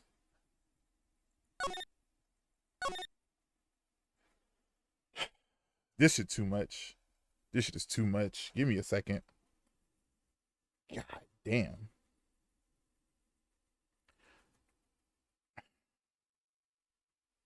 He's having nightmares about the incident in the elevator. DL6 with his father and the shop caretaker, who was most likely the bailiff who was in the elevator with him. Ooh-wee.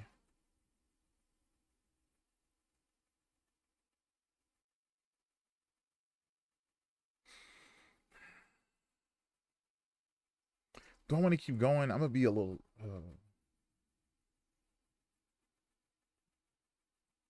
yeah, I'm gonna keep going. Fuck it. Fuck it.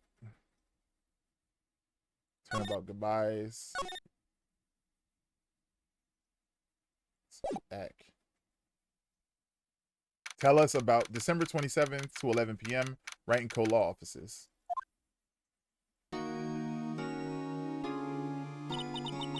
What was Mr. Edgeworth talking about? A memory of a crime that I committed. A memory of a murder. Do you really think Mr. Edgeworth killed? I don't believe it, not Edgeworth. Some painful memory has been troubling him recently. But he never takes someone's life. Never. Nick? Yo, how's everyone doing? What'd you think of my performance today? I had him swooning in the owls, huh, Maya? Swooning? Me? Oh yes, I do remember feeling faint. Right on, tell me the truth. It was like love at first sight, right? But she's 17 years old. You gotta relax, brother. Right, Nick? Huh? Me? What?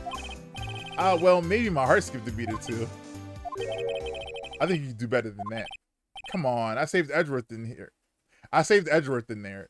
Dude, edgy. You guys should be bowing before me. Yeah, bow before your hero. This fucking dork. Larry, you really helped out in the trial today. You did it. If you weren't there, Larry, I'm sure Mr. Edgeworth would have been found guilty. But seriously, Nick, that boat shop caretaker guy is pretty suspicious. But Edgy ain't off the hook yet. Way to spoil the mood, Larry.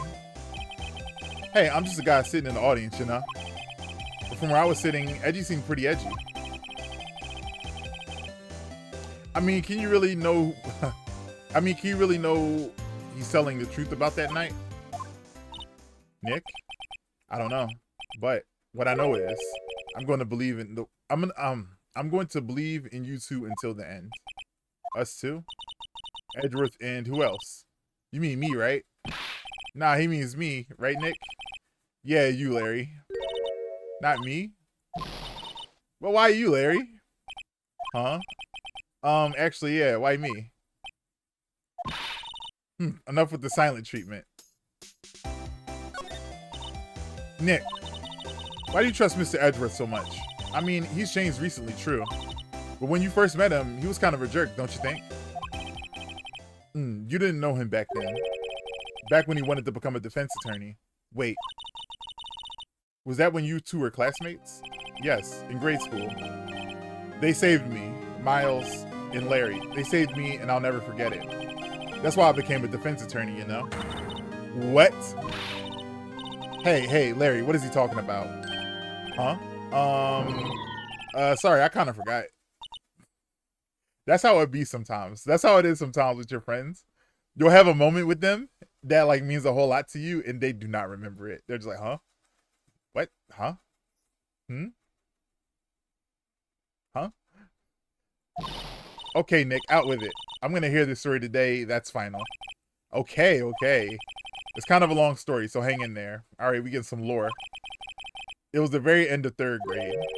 I was on trial, a class trial. A class trial? You remember, Larry? Spring, end of 3rd grade? A kid in our class got his lunch money stolen. Lunch money? Our school was really small. Every month, kids would bring an envelope with money for lunch from home. Ah, I see. Anyway, this kid's envelope disappeared, with $38 still inside. Oh yeah, now that you mention it, I do remember that. I can see why you'd forget though. You were out of school that day. Anyway, the envelope had been stolen during PE class. I was coming down with the cold, so I skipped PE that day. I was the only one not in class. So they thought you did it? Yeah. The kids in class said I should be put on trial. Trial? So the next day we held a classroom trial with me as the defendant. I didn't do it. Guilty. He did it. Guilty. It was you, thief. Give the money back. You're such a meanie. No one play with him. Just admit you did it. You can't hide the truth. Tell us the truth. We're not gonna play with you anymore. Yeah. Alright. You back my 50 cents alone. Did you rob a bank the other day? Oh my god. Now, Phoenix, you know you shouldn't steal people's money. That's not right. In the end, even the teacher thought I'd done it. Go over and apologize, Phoenix. I didn't know what was happening. I was so sad, I couldn't stop crying. Everyone was staring at me like I'd done it. I tried to apologize. I went to where the boy whose money had been stolen was sitting. That's when it happened. A little baby objection. Objection! He shouldn't have to apologize. The only thing that belongs in a trial is evidence. Anything else has no place. You should all be ashamed. Amateurs. Yo, Miles. He had a suit on. It wasn't you who stole the money, was it? No. Then you shouldn't apologize. Everyone's been shouting. I sound like Mickey Mouse. Everyone's been shouting, but no one has any proof. That is why, Your Honor, this boy is innocent. But Miles, it was your money that was stolen.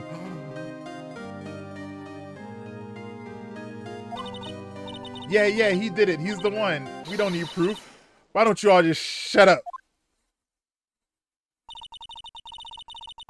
This is always how it is. Everybody ganging up on picking on one person. Just think how he feels. He said he didn't do it, so he didn't do it.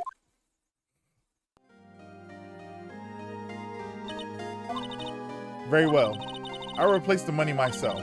This class trial is over. That's how it happened. After that, the three of us were the best of friends. Wow, I had no idea. Yeah, I had no idea either. I mean, I forgot.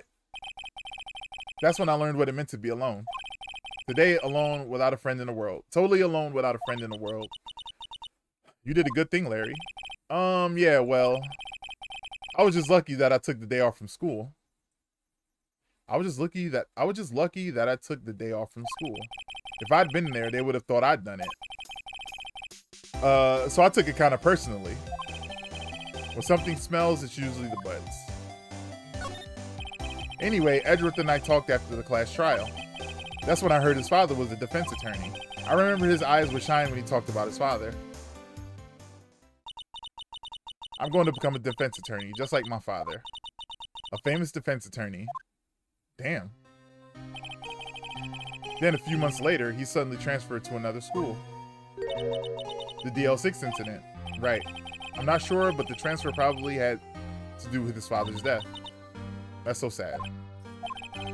It was several years later when I heard Edgeworth's name again. There was an article about him in the newspaper. The headline was something like, Dark Suspicions of a Demon Attorney. Dark Suspicions of a Demon Attorney. Fabricating evidence, manipulating testimonies, covering up facts. The article said he'd do anything to get a guilty verdict. Anything. But why? What happened? I mean, that's not the Edgy I used to know at all. That's what I thought too. I tried to get in touch with him. I don't know how many times. He never replied. I guess he didn't want to see his old friends. I couldn't just drop it though. I wanted to meet him, to learn why he had become who he'd become. That's when I decided. Wait, you don't mean... That's why? That's why you became a defense attorney? To meet Edgeworth? Wow. Wow. If I was a defense attorney, I knew he'd have to meet me whether he wanted to or not. In court. Edgeworth believed in me, I believed in him. He's in pain, and no one's on his side. I'm the only one who knows the real Edgeworth. I'm the only one who can help him. Whoa, Nick. So, is that why you helped me out for free? Yeah. I helped you because I believed in you. Except I don't remember saying I'd do it for free. Nick. We have to save Mr. Edgeworth if it's the last thing we do, okay? Right. Very well may be. First, there's that rental boat shop caretaker. We need to find out who or what he is. I settle for who. I guess I can clean out some of this evidence I no longer need. Okay, let's go. All right. What evidence did I get rid of?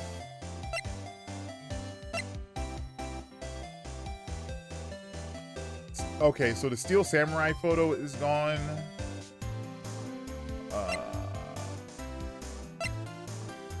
Steel Samurai photo's gone. Lotta Heart's testimony is gone.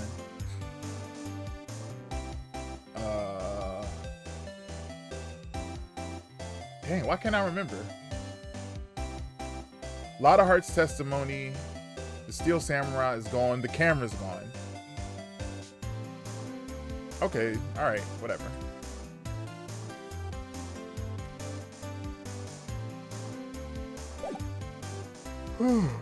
Let's go to the lake. Oh, let's go talk to Mr. Grossberg, actually. December 27th, Grossberg Law Offices. He's out again. When does he work anyway? Now. Don't be harsh. Guess we'll have to come back later. All right. Let's go to the detention center, talk to Edgy. December 27th, detention center, visitors room. You look as grim as always. Mr. Edgeworth, we heard a story about the class trial. Class trial? What are you talking about? You don't remember? Nah, not really. Your lunch money was stolen, wasn't it? In 3rd grade? Lunch money? Oh, yeah, right. I seem to remember something like that. Nick, I think you're the only one who really remembers. Well, it probably only really mattered to me anyway. Mr. Edgeworth, didn't you know? The trial was the reason Nick became a defense attorney. Ridiculous. Gee, thanks. That said, it does sound like the kind of thing you do. You haven't changed a bit, have you, right? So simple to a fault even. Well, maybe, yeah, but I think you changed too much. I think you changed too much, Edgeworth. What the fuck?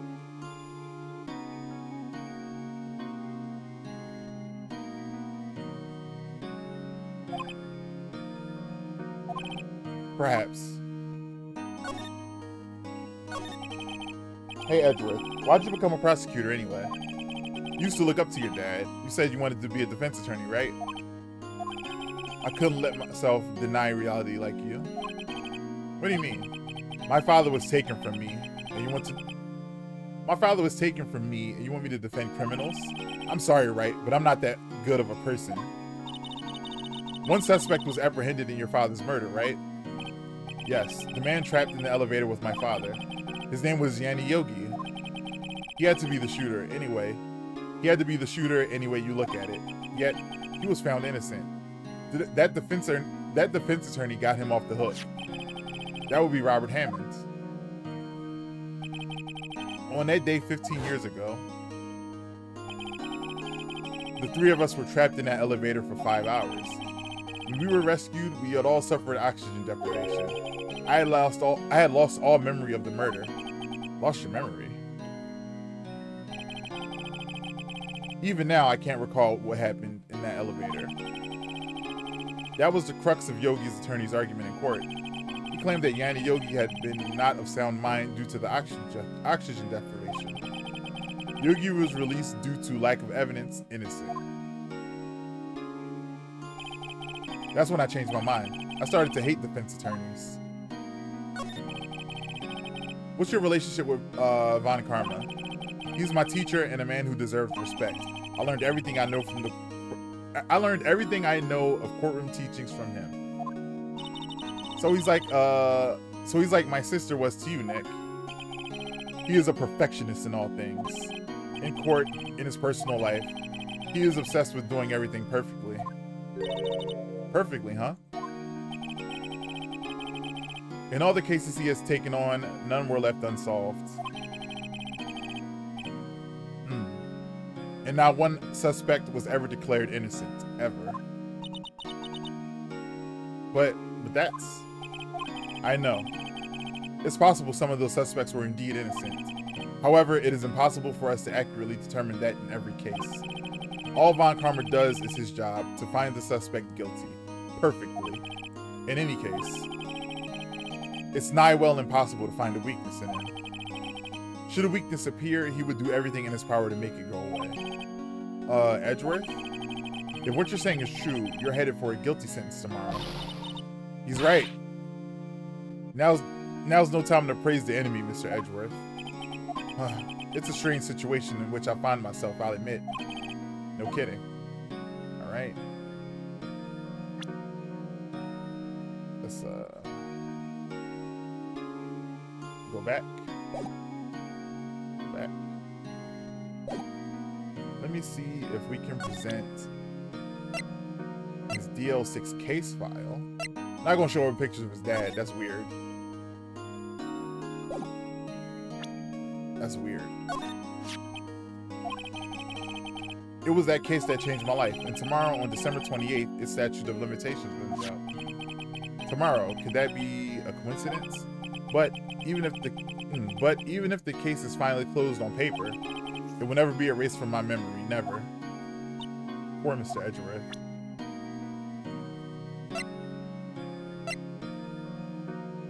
I don't want to show him a picture of his dad. Nick, no, that's a photo of his father. Don't show him that. You're right. Now probably isn't a good time to dredge up those memories. All right, good. The game stopped me. What is it? Nothing. Huh? All right.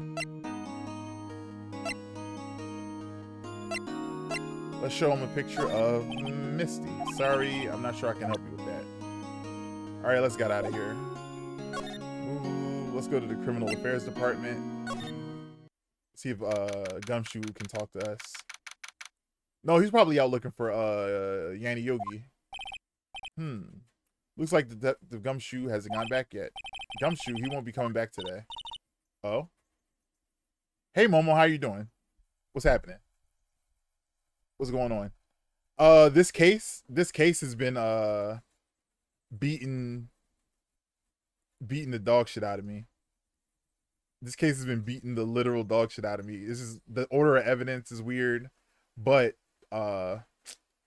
we're doing it. We found out some information. They still gave us enough to piece it together ourselves. So, boat murder.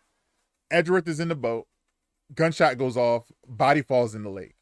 They find the body.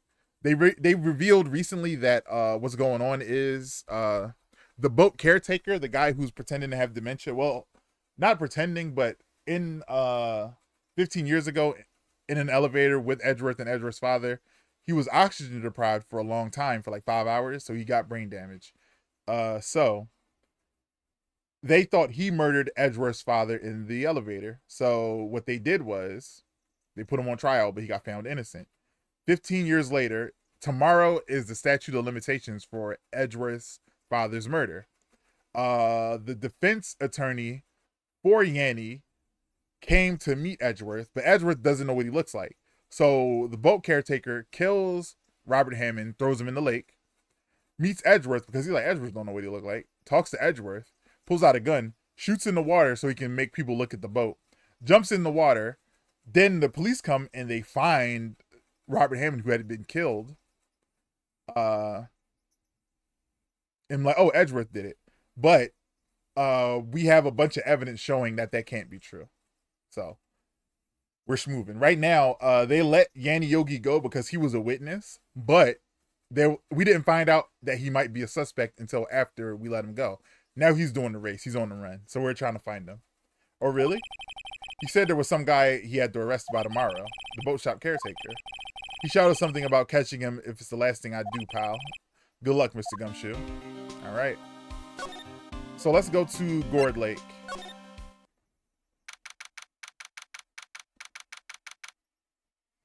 So everybody's trying to find the boat caretaker, Yanni Yogi.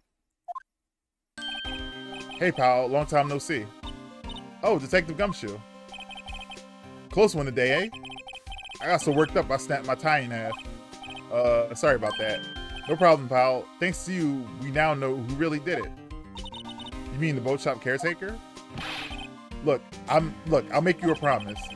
I'll have that scoundrel in my custody by trial tomorrow. By trial time tomorrow. Oof. I haven't slept and I'm drinking coffee. Intentionally bad choices. Momo, I started stream late because I was up. Like, I ended stream.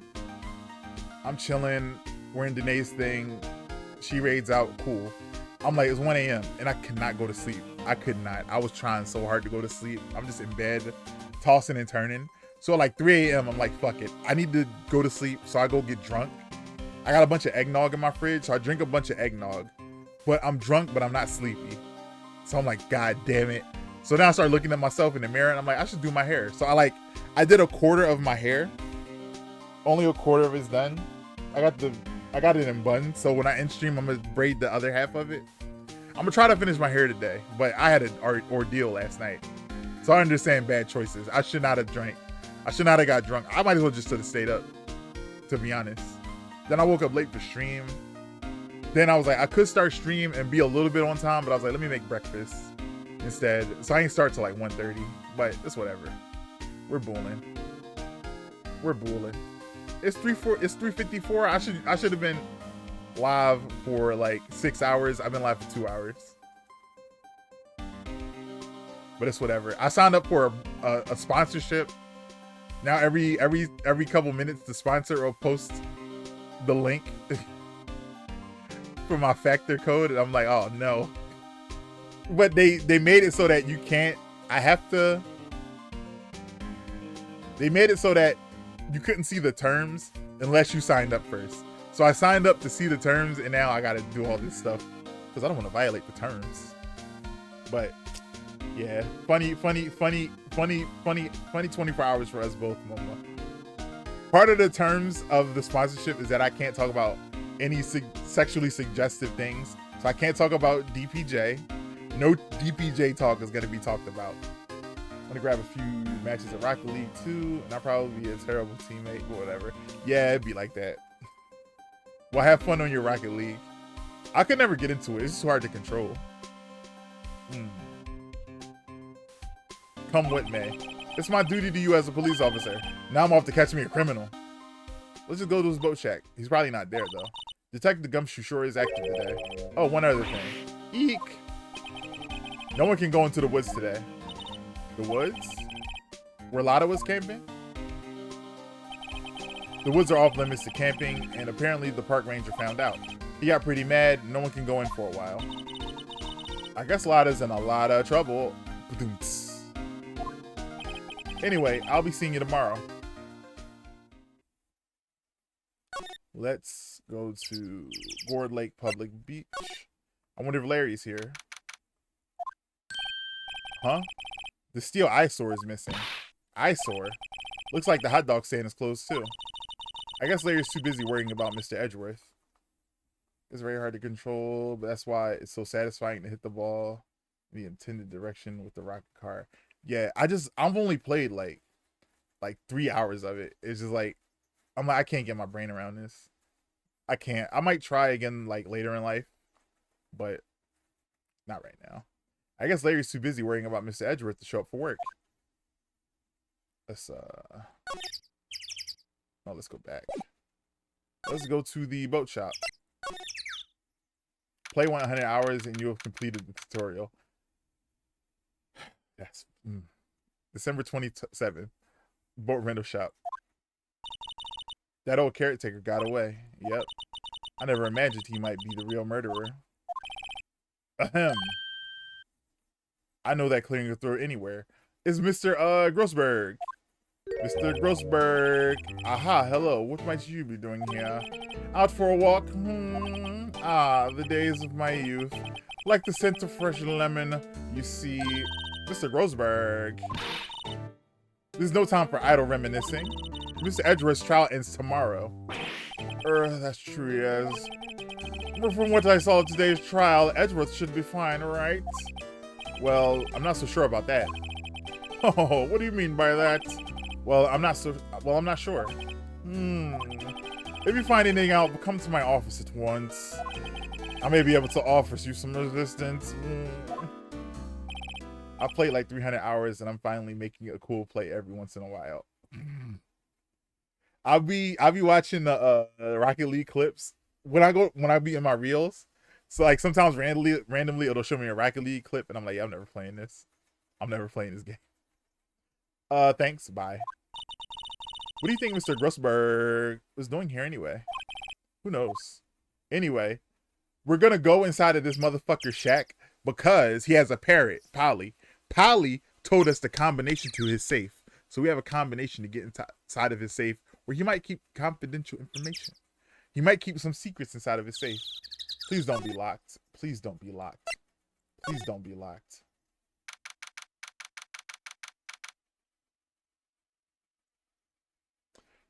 Okay. The bird. Oh my God. So this is evidence. We have a little bit of evidence now that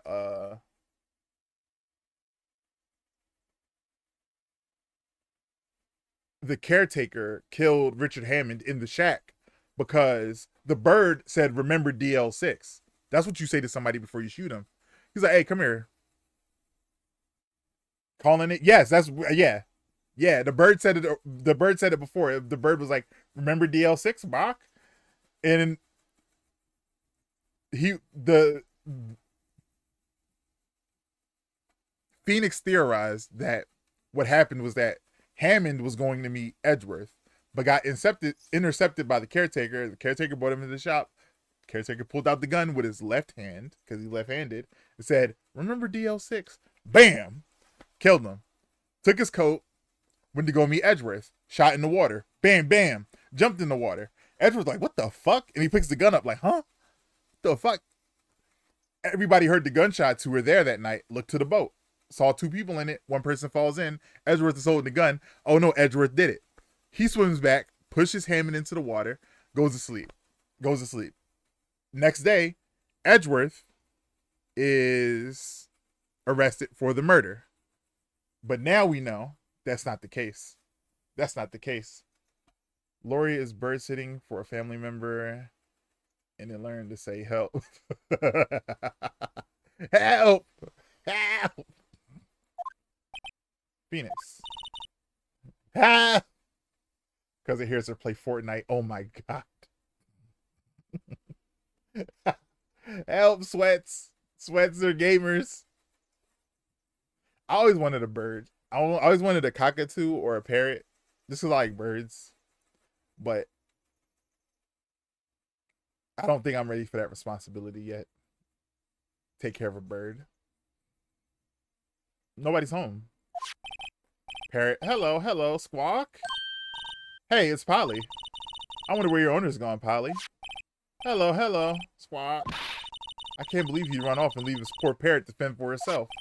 Hello, hello, Squawk. All right.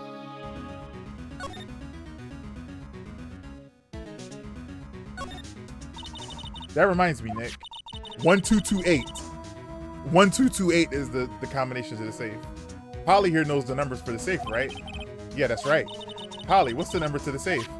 1228, Squawk. Let's open it, Nick. Come on. I'm sure there isn't any money in there. Aw. But hey, he keeps it locked, right? There must be something of value in there. Open it up. I'm not so sure. Nick, let's see what's in there. Nick, what kind of investigator are you? Open it up. Open it up. I guess there might be a clue or two. The only thing in there was a letter. A letter? Boring. There's no name or signature on this thing. It's handwritten in very precise, clear letters. Get your revenge on Miles Edgeworth. Edgeworth? Nick? Why would Mr. Edgeworth's name be in there? How should I know? I'm gonna read the whole thing. Get your revenge on Miles Edgeworth. It also says, this is your last chance.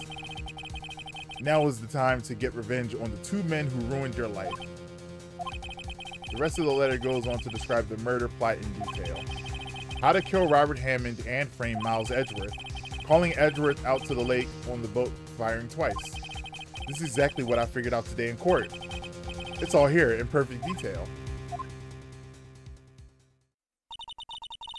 What do you think it means, Nick? I don't know. It looks like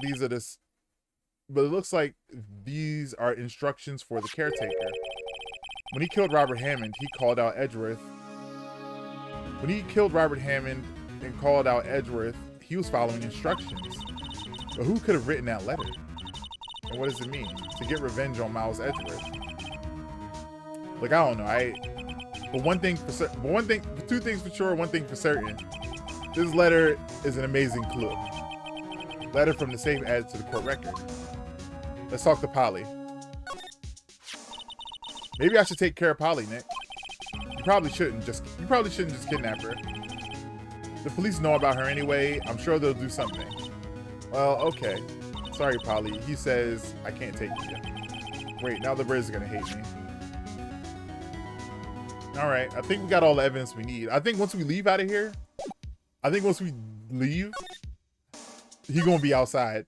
He gonna be outside waiting for us. No? All right. Let's go to the public beach. Move. We're not allowed to go to the Gore Lake entrance. Move. Let's go back to the detention center. We're gonna show Miles this fucking letter. Miles, look at this shit right here, bro. You better not be too depressed to read it. Edgeworth, see this letter? This came out of the safe of the shack at the boat rent. This came out of the safe in the shack where the boat rental caretaker lives. I see. I never changed the game. Never changed the game. Hour and a half.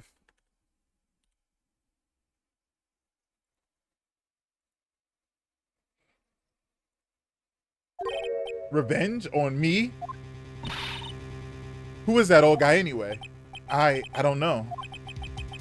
Could he be an innocent defendant you got declared guilty or something? Nice, right? But I don't remember that old man, not at all. So he was following his letter then. He was following this letter then, which means there was someone else behind it. Now was the time to get revenge on the two men who ruined your life. Two men, meaning myself and Robert Hammond. It also says this is your last chance. Last chance. Wait, maybe. Maybe he's talking about the statute of limitations on the DL6 incident. Wait, that old man. What is it? Do you know who he is? Yogi. Could he be Yogi? Yogi. The suspect in the DL6 incident. The one who was found innocent. Let's talk to him. Let's see what he got to say. Yanni Yogi was a court bailiff at the time. We just happened to be in an elevator together 15 years ago.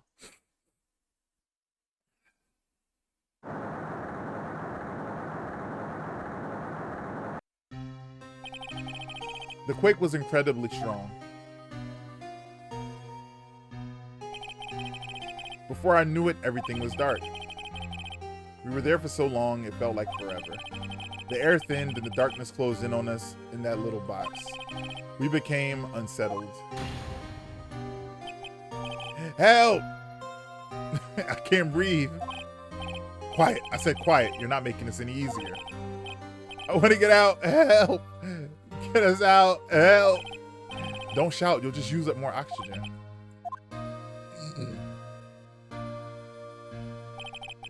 That's all I remember. When I came to, I was in a hospital bed staring up at the ceiling. In court, Yanni Yogi's mental condition was called into question. They claimed the oxygen deprivation was stress that caused and stress had caused temporary insanity. In the end, the claim passed the court and Yogi was found innocent. Huh. But isn't that strange? This letter tells him to get revenge on Edgeworth. Why would he want to take revenge on you? Right? Yeah? There's something that's been troubling me these last few days. I didn't know whether or not I should tell you. You mean the nightmare?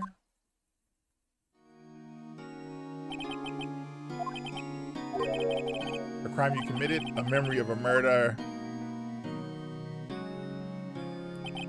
I think the time has come to tell all. Thank God, bro.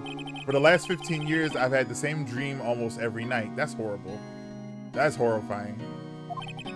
I wake up in a fearful sweat every time. What kind of a dream? It's a dream about my father's killing in the dark.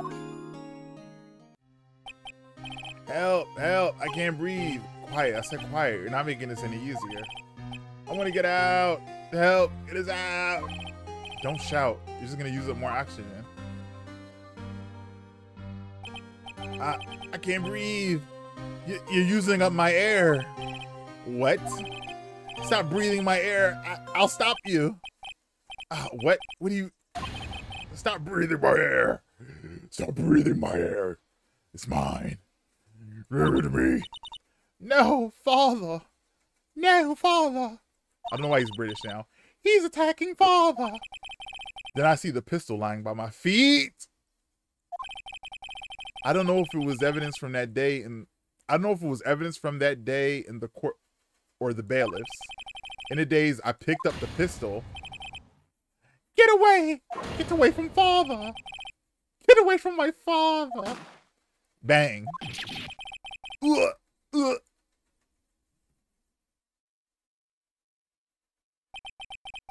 And with that scream, I wake. It's a bone-chilling scream, a scream that has rung in my ears for the past 15 years. But that's just a dream, right? Right? That thought is the only thing that has kept me sane for the last 15 years. That is terrible. But what if I'm wrong? What if it's real? They say that sometimes people shut out memories in self-defense. Maybe I was the one who killed my father. What? If you think about it that way, this letter makes sense. Get your revenge on Miles Edgeworth. Think about it. Yogi was really innocent. That's why he wanted revenge against me. Wait, Edgeworth, you mean it was me? I was the true criminal of the DL6 incident. I shot my father. This is bad. What are we gonna do, Nick? What can we do? I don't know. I don't think there's anything we can do. Like it or not. If there's something else, if there's someone else who knows a lot about the DL6 incident, maybe. Motherfucking Grossberg. We gotta go talk to fucking Grossberg. Somebody just left me a voicemail.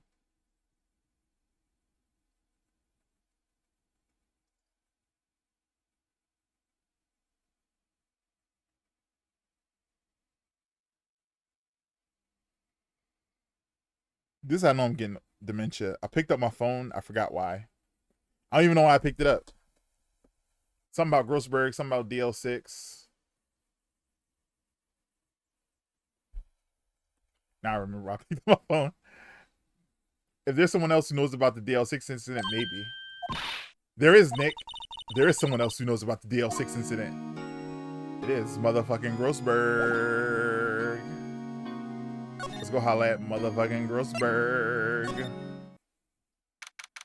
Tip tap, tip tap, tip tap, tip tap, tip tip tap. December 27th, Grossberg Law Offices. Mr. Grossberg. Hello there. What's wrong? You look troubled.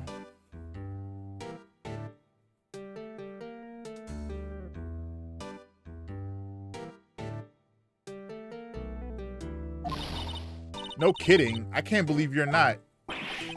My. Just calm down and tell me what's happened. It's Mr. Edgeworth. He...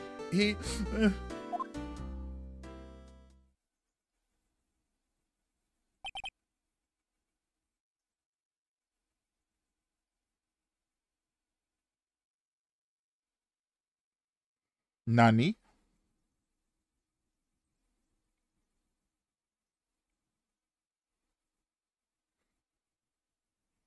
I see. So Edgeworth dreamt he shot his own father.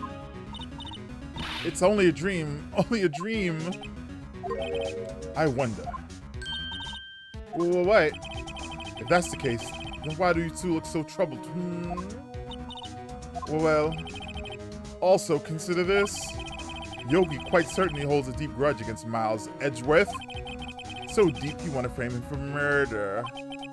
This leads me to surmise that Mr. Edgeworth's dream was not a dream. It was real. As you imagined. Miles Edgeworth threw the pistol to save his father. The pistol fired, and the deed was done.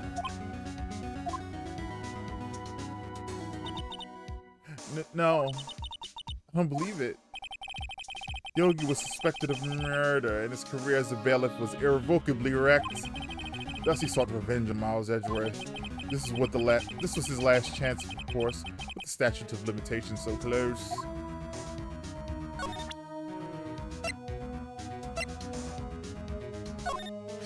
But who is the second party in this? Who's the second party? Because we got Yanni Yogi. We know he did it. Who was instructing him? Who told him to do this? Oh, so this is the letter. It does seem that Yogi was following this letter when he killed Hammond. But why kill Robert Hammonds? Hammond was a skilled defense attorney, but he defended clients not for their sake, but for his own sake. He never trusted his clients, that one. The only thing he trusted was his own ability. But he got his client found innocent, so why should it matter? Actually, my dear, it's quite different. He wanted that innocent verdict for no one but himself. Yogi was a free man, but socially he was ruined.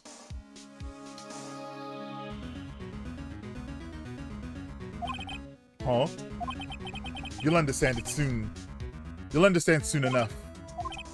Wait. What is it? This letter. I've seen this handwriting somewhere before. A long time ago. Whose handwriting was this? Do you have any idea who wrote this? It wasn't Yanni. It wasn't Yanni. Yanni didn't write his letter to himself. Miles didn't write it. Fucking Manfred? Manfred?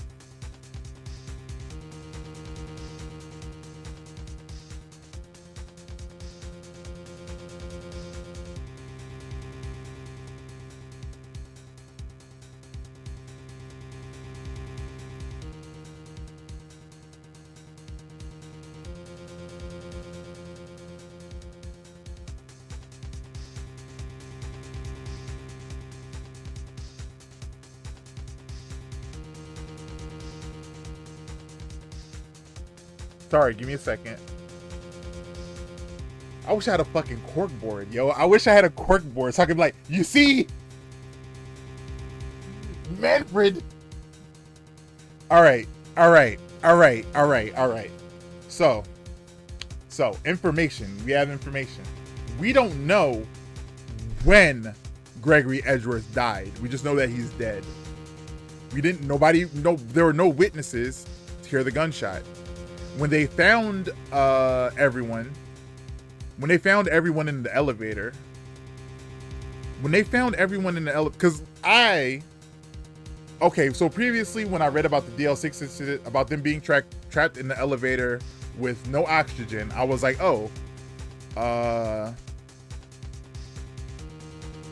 Gregory might have committed suicide to make sure that his son lived. Get a digital cork board. I'm gonna look that shit up, Momo. I swear to God, because we gotta play the rest of these games. So I need a digital cork board. So, oh God. All right. So at first I was like, okay, Gregory must have committed suicide to make sure that Miles lived because he knew they were running out of oxygen. They ran out of so much oxygen that Yanni got brain damage, right? But now we're hearing that Robert Hammond was a defense attorney, but he was not ethical. So he might have gotten Yanni to pretend he was brain damaged so that he could get him off on temporary insanity. So he got found innocent, not because he didn't shoot him. He got found innocent because they thought he was temporarily insane from oxygen deprivation. Have you seen the game Shadows of Doubt? I'm thinking you might enjoy that one. I've never heard of that. I will look it up later. Actually, post it in the disc. Post it in the Discord. I'll take a look at it. So we don't know when Gregory died. We just know they were all unconscious in that elevator. So this makes this story even more fucked up. What happened is, all right, Miles threw the gun to his dad. The gun landed, went off, bam, right? Hit nobody. Everybody's like, yo, what the fuck? They all calm down. They all pass out from oxygen deprivation. They're about to get rescued. Manfred finds them, sees the gun, picks it up. He's like, fuck this little bitch ass, fuck this punk ass defense attorney. He kills Gregory, puts the gun back in. He's like, all right, it's gonna look like the guard did it, because they're the only three in the elevator. And he's like, I found them. It's procedurally generated. You're a detective. Ooh, that's spicy. Roguelite. Ooh. So boom. He kills Gregory. Help! I found someone in the elevator. They're like, what the fuck is this? Gregory's dead. Oh no. So So Manfred von Karma kills Gregory, holds on to it all these years. Statute of limitations are coming up. He's like, Yanni, hey Yanni Yogi, guess what? You can get yourself a little bit of revenge. I know you didn't do it. He knows Yanni didn't do it because he did it. Could it be Manfred von Karma? Von Karma? Why would he have something to do with this? Well, I'm not sure. Von Karma. Wait, you're right, my boy. This is Von Karma's handwriting. I'm sure of it. I used to see it all the time on our court reports. What? But that means the one who told Mr. Yogi to kill was correct. Manfred von Karma himself. Also, all right, I didn't finish that thought out. So, Hammond gets Yogi off for temporarily insanity, even though he wasn't temporarily insane. Or he might have been. He might have had, or no. That doesn't make any sense. He was not temporarily insane. He legitimately had brain damage. And Hammond, instead of arguing the facts of the case, used his brain damage as a scapegoat.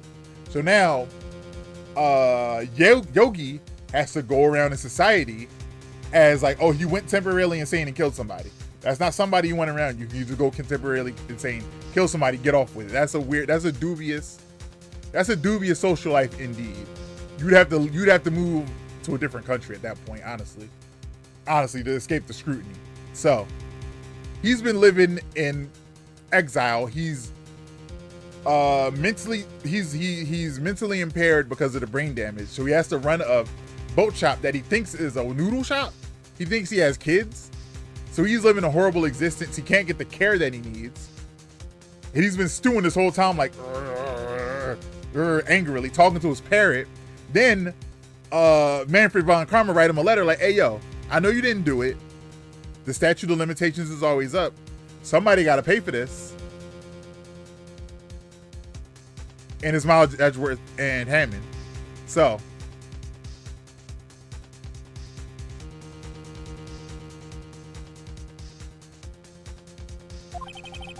what does this mean then? Why would Von Karma want to frame Edgeworth? Why would Von Karma want to frame Edgeworth? Because he killed him? Gregory Edgeworth? He was a gifted man. His death was truly a loss. I wonder what would have become of Von Karma were he alive.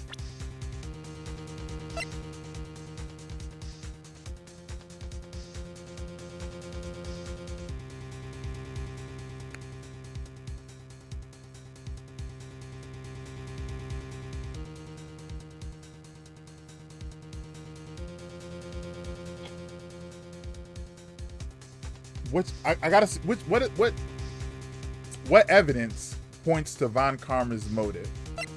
It's not the parrot. It's not the metal detector. It's not the gun. It's not the lake.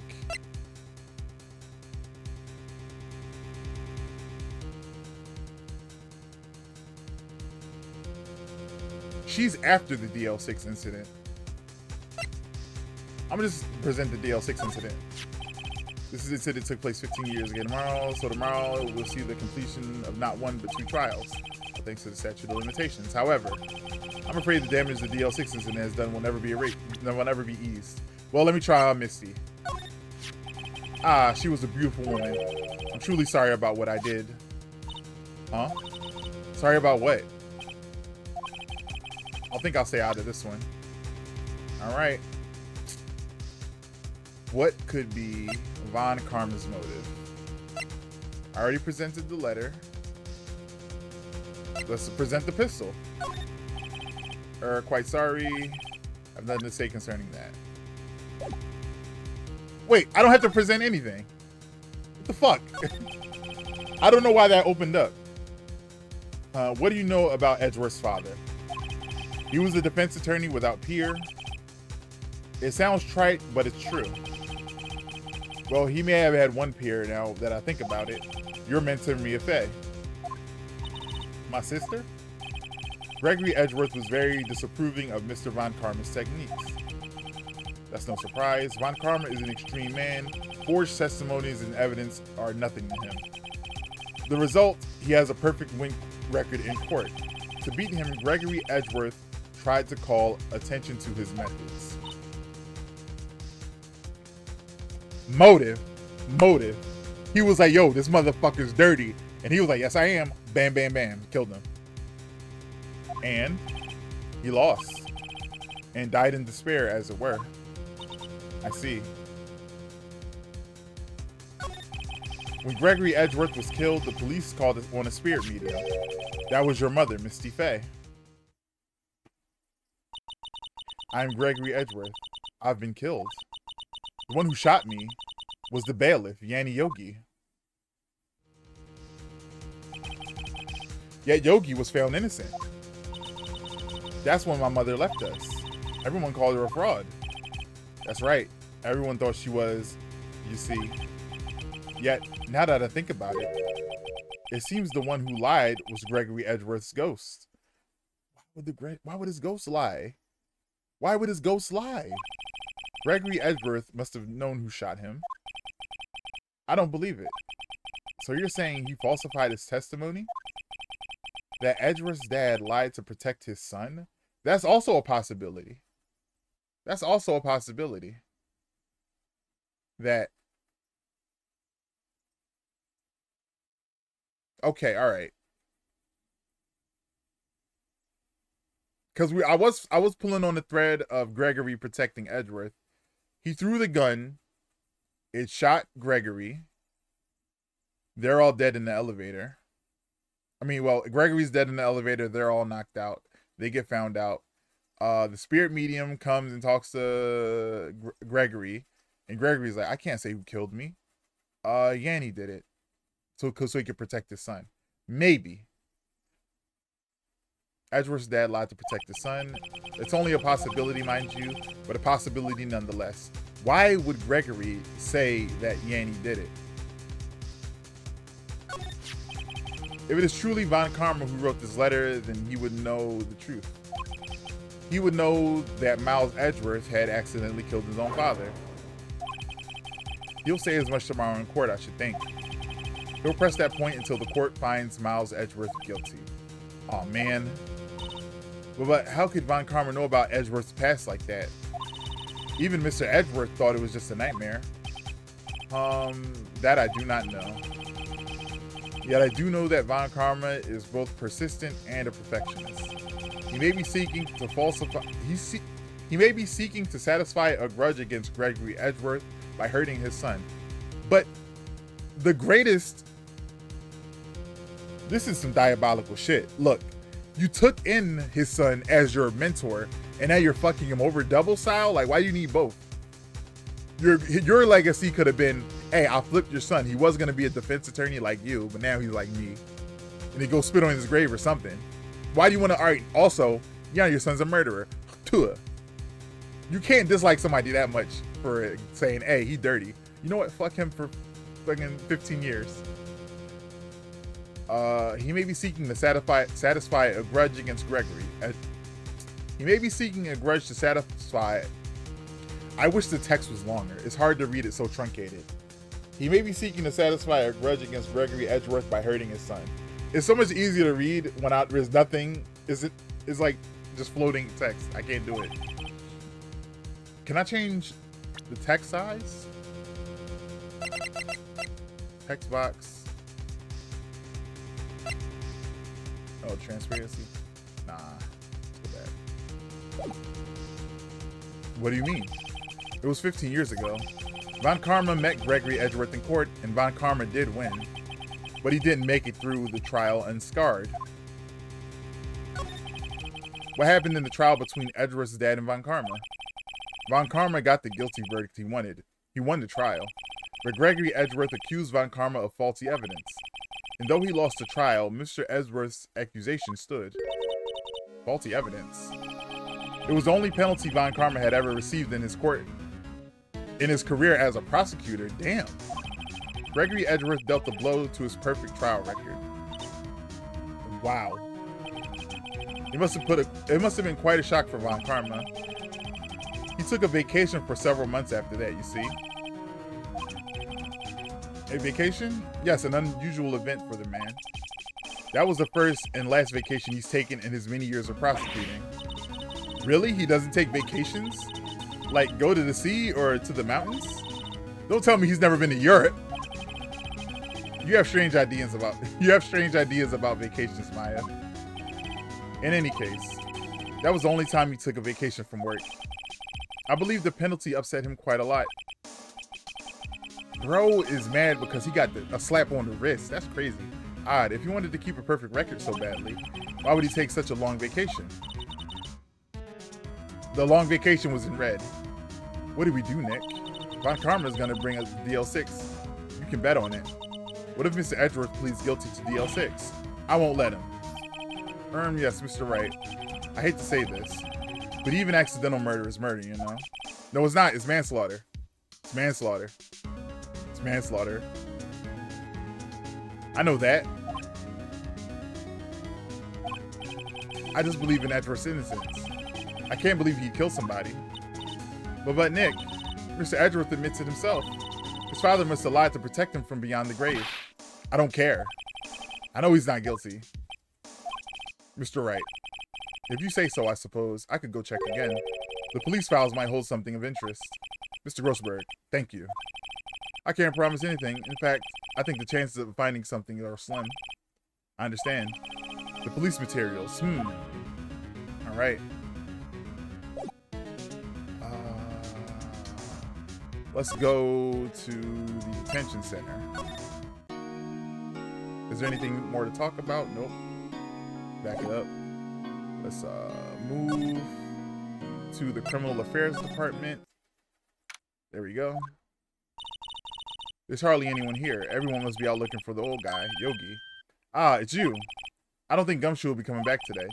Staying out late looking for someone. Sounds like Detective Gumshoe is pounding the pavement for real. We're wondering if we could take a look at the records room again. Well, now I can't just have anyone wandering around in there. But I guess Mr. Von Karma is in there now anyway. You could go in as long as he's there. Yes! Von Karma? Yes, he just arrived actually. Von Karma's in the records room. Nick, let's hurry. Let's go to the records room. We get to press him live in effect. We get to press him. Yo, bro. Guess what we found out? December 27th, Police Department, records room. Dusty as always. We were here just yesterday. I'm sure they haven't cleaned. We were here just yesterday. I'm sure they just haven't had time to clean it. What's wrong, Nick? Nothing. I was just noticing that he isn't here. Von Karma.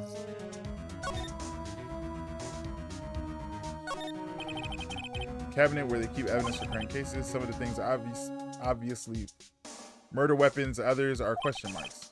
Most of it just looks like random junk. Nick, what do you think of this clothespin is? Nick, what do you think this clothespin is for? Don't touch that. It's evidence. Huh? One of the drawers here is open. Someone must have been looking in it recently. Label says unsolved cases. Evidence. Unsolved cases. Nick, the file for DL6 is completely empty. What? What are you doing here? Eek! Von Karma. You. How do you know my name? What? Huh? Have we met? What are you saying? We see each other every day, don't we? We're Miles Edgeworth's defense team. Defense team? I beg your pardon. You see, I rarely remember the defense attorneys. They're like bugs to me. Needless things to be crushed. I can see how this guy was Edgeworth's mentor. Let's talk to bro. Mr. Edgeworth is your student, right?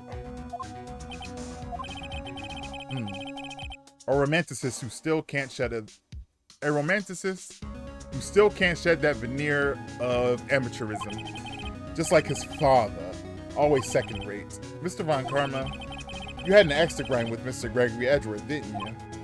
Me? A grudge against a mere defense attorney? Why? Because he dealt a blow to your otherwise perfect trial record? So you did. What I don't get is, why did you take his son under your wing afterwards? The son of your most bitter rival. That, my dear attorney, is none of your business. Tomorrow will be the last day of this trial. It's been a while since I've had a defense attorney last this long. Still, you will lose in the end. Miles Edgeworth will admit his own guilt. His guilt of 15 years ago, you mean? You're quite the researcher. If you've done your homework so well, then certainly you must understand. You know what Miles Edgeworth will tell the court tomorrow. You're right. So Von Karma is going to bring up the DL6 in court tomorrow. I could present the letter to him, right? But if I hand him his own evidence, he's going to rip it up. God. Why don't we make copies and shit? Oh my God. I don't want to. I'm going to save it. I'm going to present him. Actually, the game is good at this. Because if I'm not supposed to do it, it won't let me. So I'm going to save it just in case. I'm going to save it just in case. And I'm going to show him like, what about this letter, bro? This you? This you? This you? This your handwriting, bro? Mr. Von Karma, have a look at this. This was you, wasn't it? You instructed Yanni Yogi to commit murder. Yanni Yogi? How many years has it been since I heard that name called? How many years has it been since I've heard him called by that name? He's a fool. I told him to burn it after he read it. This nigga dirty. So you admit it. You wrote Mr. Yogi this letter. Yes, my dear defense attorney. Thank you for taking the trouble to bring it to me. You saved me from a lot of needless hassle. What? Nick, what is that thing? A stun gun? For self-defense usually. Indeed, 600,000 volts will course through your body like a dog touching an electric fence. 600,000? Oh, don't worry. People don't die from it usually. Now give me the letter. No. Whoa, who are you? Nick. Maya. Out of my way.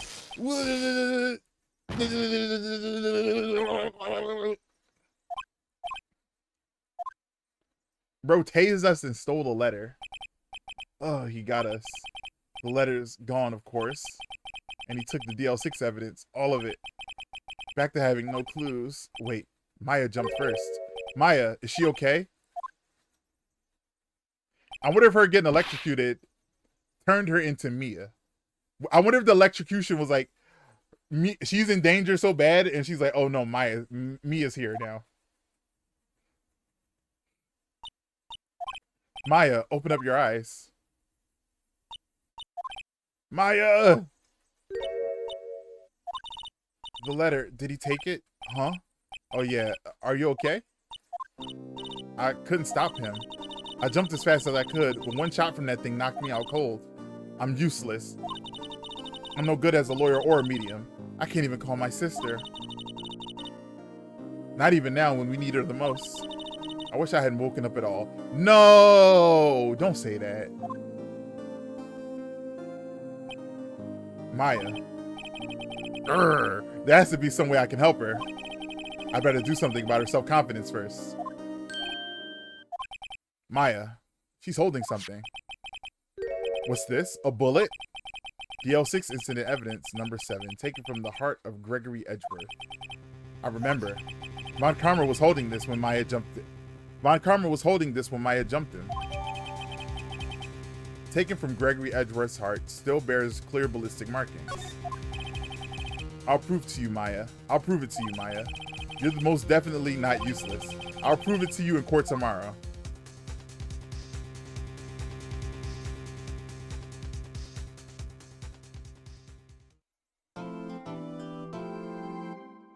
I'm gonna call it there. I'm gonna call it there. Shorter stream than I would have hoped, but shorter stream than I would have hoped, but you know, I woke up late. I was drunk last night. My fault. My fault. My fault.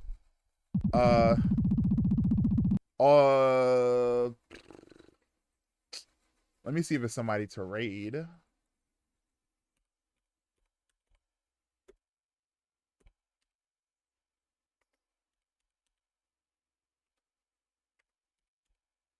I can't spell. Uh,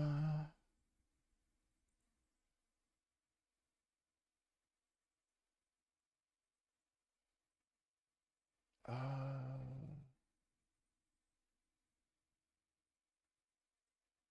uh,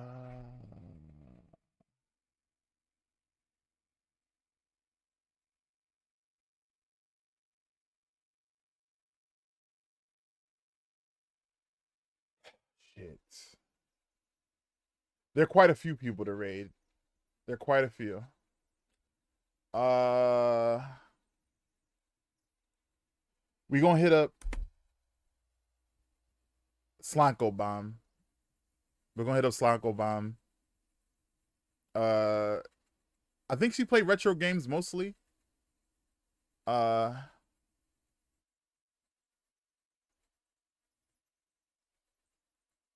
I think so. Let me. Oh yeah, she's playing Donkey Kong Country. I will never play Donkey Kong Country on stream. I'm not a fool. I'm not a fool. I embarrass myself enough. So we're gonna head over there. Everybody say hi. It'd be nice. Whatever. Yeah. But good stream. I will be early tomorrow. I promise. I'm not gonna get drunk tonight. I'm gonna finish my hair. I'm gonna finish my hair because I'm looking crazy right now. The big braid, little braid, bun combo. That's not a thing.